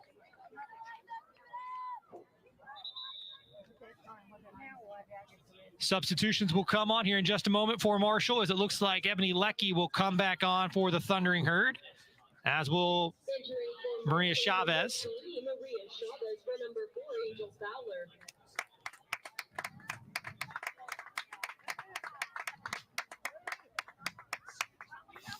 So multiple substitutions on both sides. We'll check back in. So if you get a look, this is what got the card on Ross Holland, and the contact doesn't look too severe there. As Towns came, basically just won the ball is what it looked like to me before Holland had some frustration. So if you roll it back, I mean, just to get a look at kind of what warranted the foul call on Towns to begin with. You see it come in, and Towns essentially won the ball. Nonetheless, Marshall Associate head coach Ross Holland is sent off for the remainder of the match, the last 13 and a half minutes. Belmont far side, bouncing ball in. Belmont nearly got around the Marshall player, but the Herd wins it back. Fisher trying to send it up ahead, and give Bailey Fisher tons of credit. She's pretty much got defenders bearing down on her every single time she possesses the ball. Far side, Towns wins it now. Marshall plays it all the way back. Chavez up ahead for Leckie. Leckie turns on her defender right into the center for Kamori. Kamori man on. Kamori tries to chip it up ahead for Porter, but good defensive pressure that time from Belmont. Bruins playing it all the way ahead for Samuel. Samuel sprinting into the 18. Samuel just inside, chips it in, and Wohlgemuth leaping into the air. The basketball ability, tipping it over the crossbar and out. And that's a great save by Alexis Wohlgemuth, but sets up a Belmont corner kick. What a save by Wohlgemuth to preserve what for now is still a 0-0, 0-0 contest. There's that athleticism from Alexis Wohlgemuth. You know, look at this. Samuel just trying to chip it over the 5'7" Wohlgemuth and just leaping into the air, going parallel to the ground, horizontal to the ground. Terrible with math. But still knocks it over the crossbar. And will free up the corner from the far side. 11:50 to go in the match. Corner kick comes in, into the air, headed out of the air by Towns, and it'll be another corner now for the Bruins. That'll be corner number 4 now for Belmont. 9 shots, 4 on goal for the Herd, 7 and 3 now for Belmont.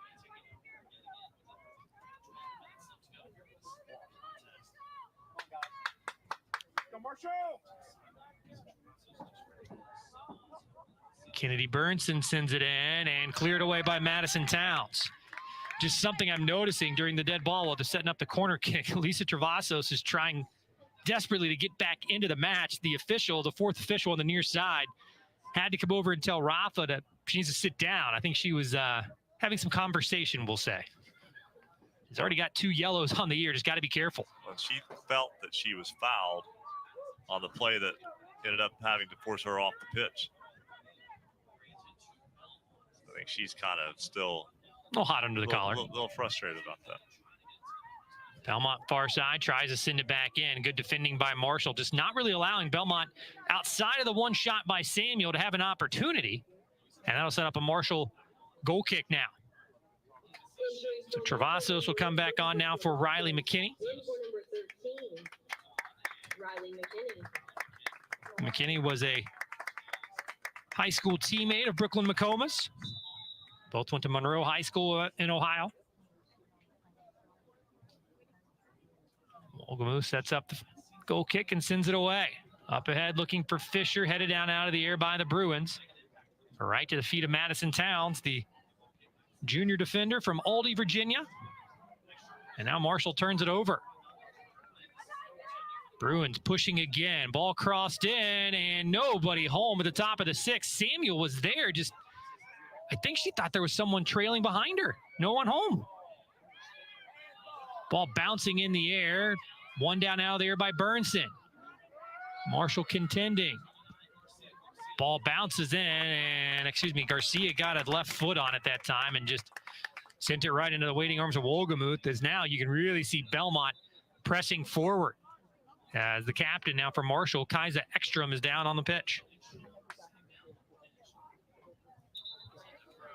So now Ekstrom will have some attention from the training staff come out. The clock does stop. Clock will stop at 9:45 to go in the contest. As really the physicality and the intensity on both sides has really ratcheted up in about the last 10 minutes of this match. Travaso's back out on the pitch, but you can definitely tell she's limping as she walks toward the sideline now to get a quick drink. Belmont has really upped the pressure here in the last few moments. It's been the Bruins who have been able to get some opportunities at goal, man. Not necessarily a good, clean look here in the last couple of moments, but certainly threatening that Marshall back line. And if Ekstrom is forced to stay out, then that's a loss for Marshall on that back line. So Ekstrom will have to come off now.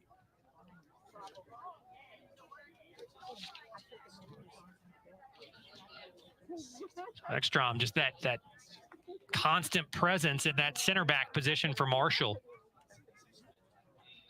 Will walk off the near side. And it's going to be important to kind of pay attention to here in these last 9 minutes, 45 seconds. I think Angel Fowler, is going to be the one that comes on for Kaisa Ekstrom.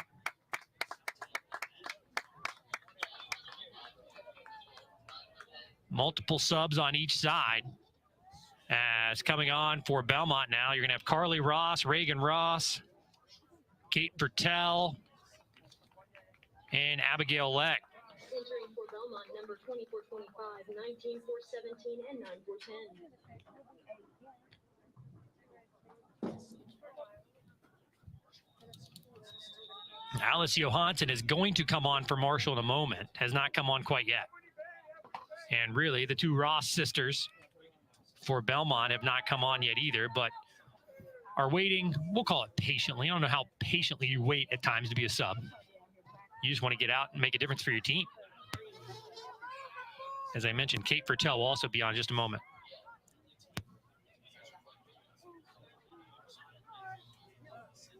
Far side, ball played up ahead, knocked down.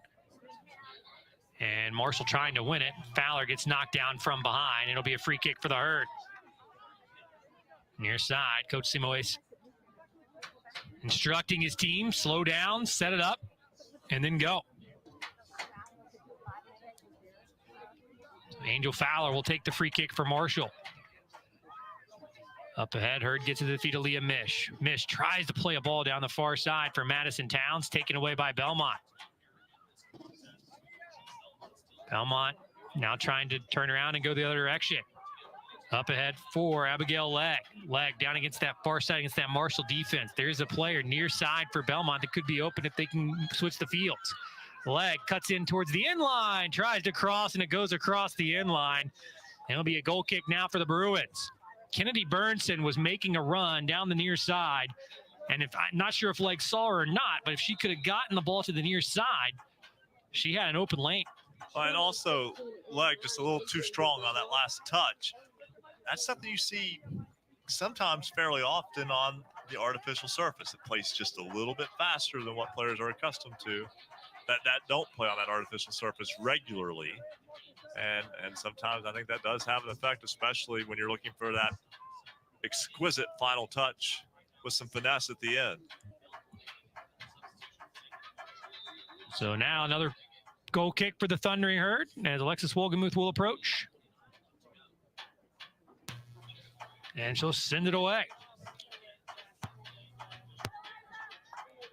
We've seen both teams, again, have their share of opportunities. Both teams with 4 shots on goal, 9 shots total for Marshall, 8 for Belmont. As bouncing ball in the center of the pitch. Free kick will be awarded now to the Thundering Herd. And here's the gamesmanship we see. The foul occurred on the other side of midfield, and Marshall takes it. It's the gamesmanship that occurs in all of soccer. It's barely in the circle. Travasos chips it in, looking for Lecky. Lecky nearly won the ball out of the air, as that time running it down was Johansson. And a foul's going to be called as she was trying to chase down a Belmont defender. Thought she won the ball. And instead, a foul's called on the freshman from Sweden. She was adamant about that. She was very much in disagreement with the decision of head referee Kyle Moust. Take a look at it. I think she clipped the back leg, inadvertent or not. Yeah, inadvertent or not, it's a foul. Now you see Johansson on the ball near side. Tries to play it back. Now Herd just trying to possess. McComas, man on, loses possession. Leg with it, dribbling into the 18, cuts back, left foot. She's got an open lane and knocked down by Wolgemuth and cleared away by Marshall.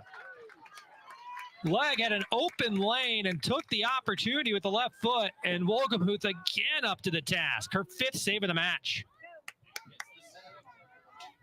Marshall quickly back, tries to get possession, loses it. And the Herd bouncing ball around, pinballing off multiple people. Wolgemuth with just a sensational effort on a couple saves that we've seen this afternoon. Both her and Sydney Jones have had tremendous afternoons. Jones gets to it. Just kind of a mistouch by the Belmont back line there that time, but no worse for the rear of the Bruins until they lose it out near side. So you see Leg cut back in on a defender and take the shot, and Wolgemuth just had to make a heck of an effort. You know, oftentimes the goalkeeper gets too much credit with a good match defensively, and maybe not enough maybe gets too much blame when something goes wrong. That has been a lot of the play of the keepers on both sides. They are the reason for the 0-0 score so far, as both teams have had some pretty good opportunities. Those back lines have not been rock solid. Riley McKinney just checked back into the match for Marshall for Luisa Travasos. We mentioned that her looked like she was limping a little bit as she heads off. And excuse me, now the official stopped the clock momentarily. The clock was not correct. There should be 5:58 on the clock, as the officials will reset it down to that exact number, 5:58 left to go in the match. Scoreless between Marshall and Belmont. 9 shots apiece, 5 on goal for Belmont, 4 for the Thundering Herd.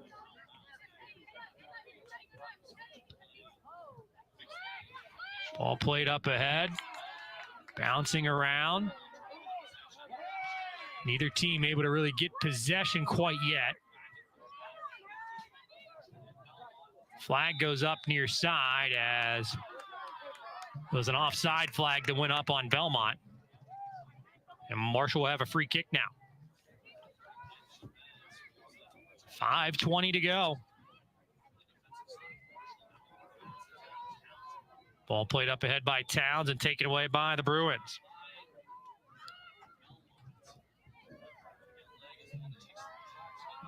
Both teams, again, multiple chances in this match.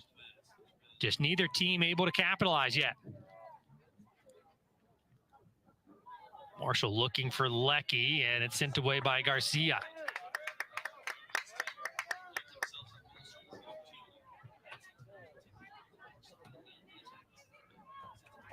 Angel Fowler chips it into the box, looking for someone on the other end. It's headed away by Belmont, and a dangerous opportunity now for Marshall on a corner. 4.5 minutes to play. 5th corner of the day for Marshall. And it's going to be Bailey Fisher that will take it.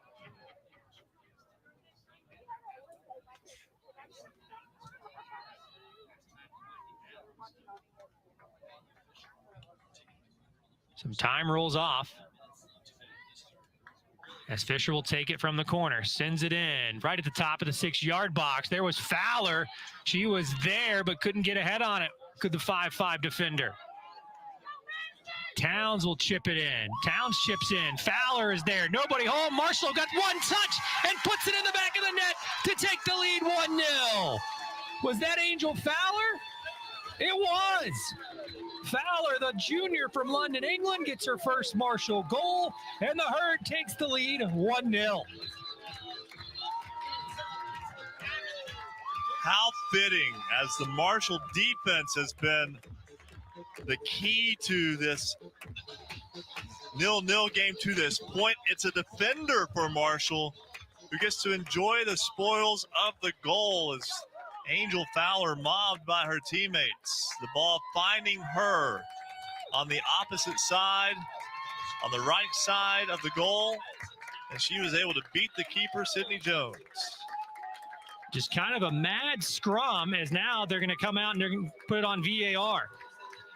So if you take another look at it, ball comes in and just falls to Fowler, and she just is able to just put it right in. Give the assist to Madison Towns. Fowler just basically gets it out of the air, plays it off the chest, and taps it in, but they're going to review it, assuming just to make sure everyone was onside. If you take a look at it again, whenever we have a moment, it looked to me, just on first glance that we were able to see, it looked as if everybody was onside. But they are going to review it here on the near side just to make sure. As it stands right now, it's 1-0 with 3:19 to go.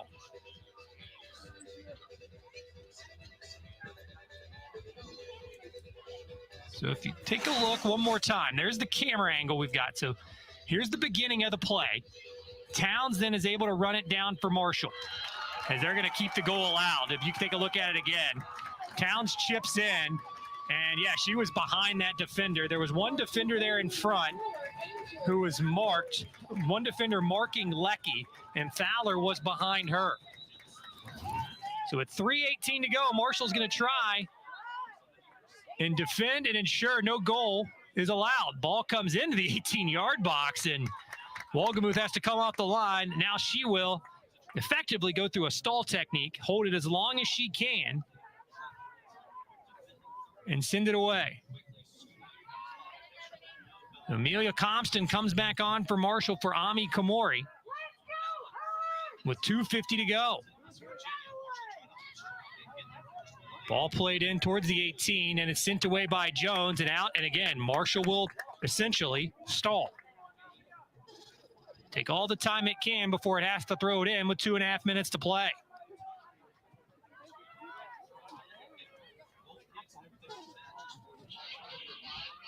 Ball thrown into the goal scorer, Fowler.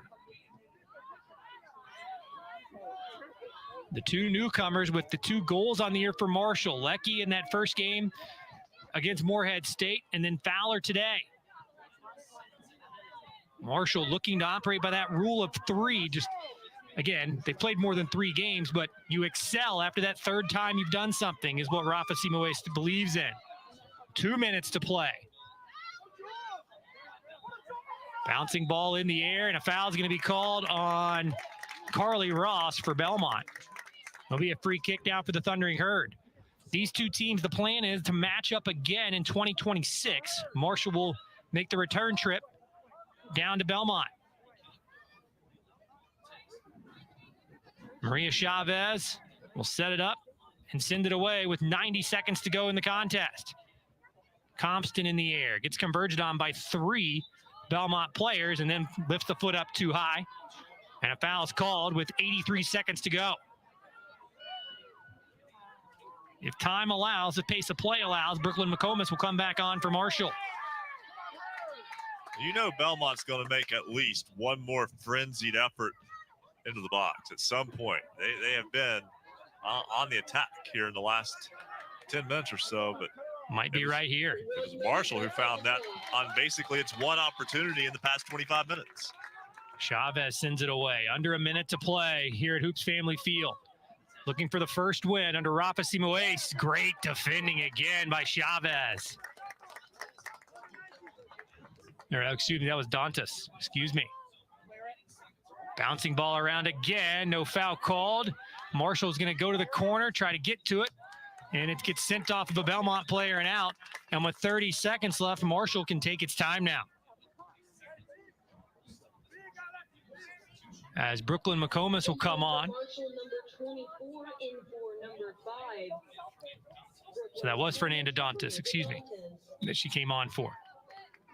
30 seconds to play. Got to remember, Chavez wears the headband. Dantas does not. Wolgemuth ball in the air, out of the air. 25 seconds to play now. Johansson trying to get to it.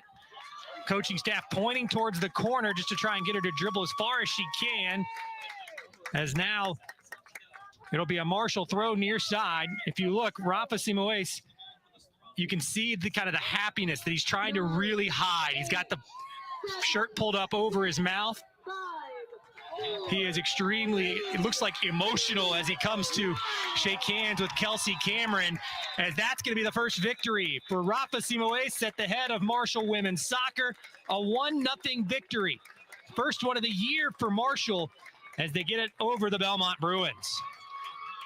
Outstanding match. This was an action-packed match for a 1-0 final score. Marshall taking advantage of a late opportunity in the final 10 minutes to come away with the game-winning goal. And quite frankly, that was a match that was back and forth. Belmont seemed to be on the attack most of the last half of the second half, but it was Marshall who found net. It was a match that Marshall needed going into a rivalry contest coming up on Thursday against Ohio University. Marshall will be back on the air on Sunday on ESPN Plus here from Huntington when the Herd takes on Indiana State. A lot of people want to say thank you to throughout this broadcast. Carter Gledhill from the Belmont University Sports Information Department, David O'Leary on the Marshall side. Also want to say a big thanks to all of our people involved in the broadcast today. Gabriel Sevilla, Tatum McKenna, Reagan Markham, Stephen Lucas, Piper Soroy, Braden Gross, and Emma Gallus. Marshall gets its first win under Rafa Simoes as Angel Fowler nets a goal in the 87th minute that allows the Thundering Herd to move to 1-2-1. 1-0. Marshall with the victory. For Ryan Epling, my name is Bobby Iddings. Marshall will be back in action on Thursday at Ohio before the Herd takes on Indiana State on Sunday. 1-0 Marshall wins. For Ryan Epling, I'm Bobby Iddings. Have a great evening.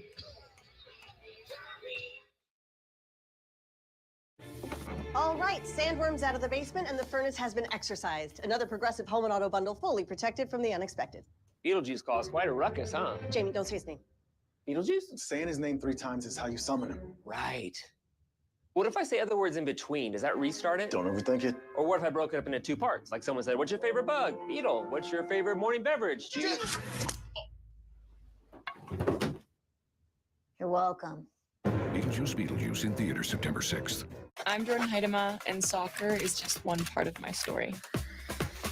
Jordan outside of soccer is a little bit different than Jordan in soccer. I have moments where I can be silly, I have moments where I can be serious, and you definitely get a sneak peek into who I am with what I wear. Off field, I mean, like street style, baggy stuff. I don't think there's like a gender in clothes. Whatever you feel confident in, go rock it. TJ Maxx. Maxx what makes you, you. I get used to this. Are you gonna use that move all day? You like that? That was nice. Dad, think the toilet's overflowing again. You're taking a break. That's my way to play. Nintendo Switch. What if finding a new job wasn't such a leap of faith? I don't think I'm right for this. I said I don't think I'm right for the job. You're perfect for it. What if you knew you'd be paid fairly? Check this out. Because you could literally see what the job pays. What if your schedule worked for you and her and them? And what if the promise of better work No way. was something that found us? I got the interview. World, the time has come to push the button. World, the time has come to push the button.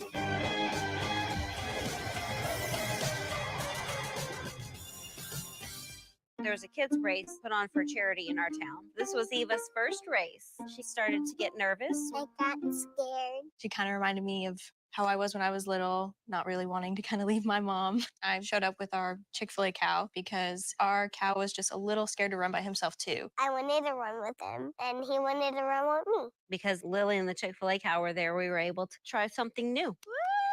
Chick-fil-A cow, you wanted my Real guests paid for their testimonials. When I started for a little bit, I think that threw her a little bit and she got to go.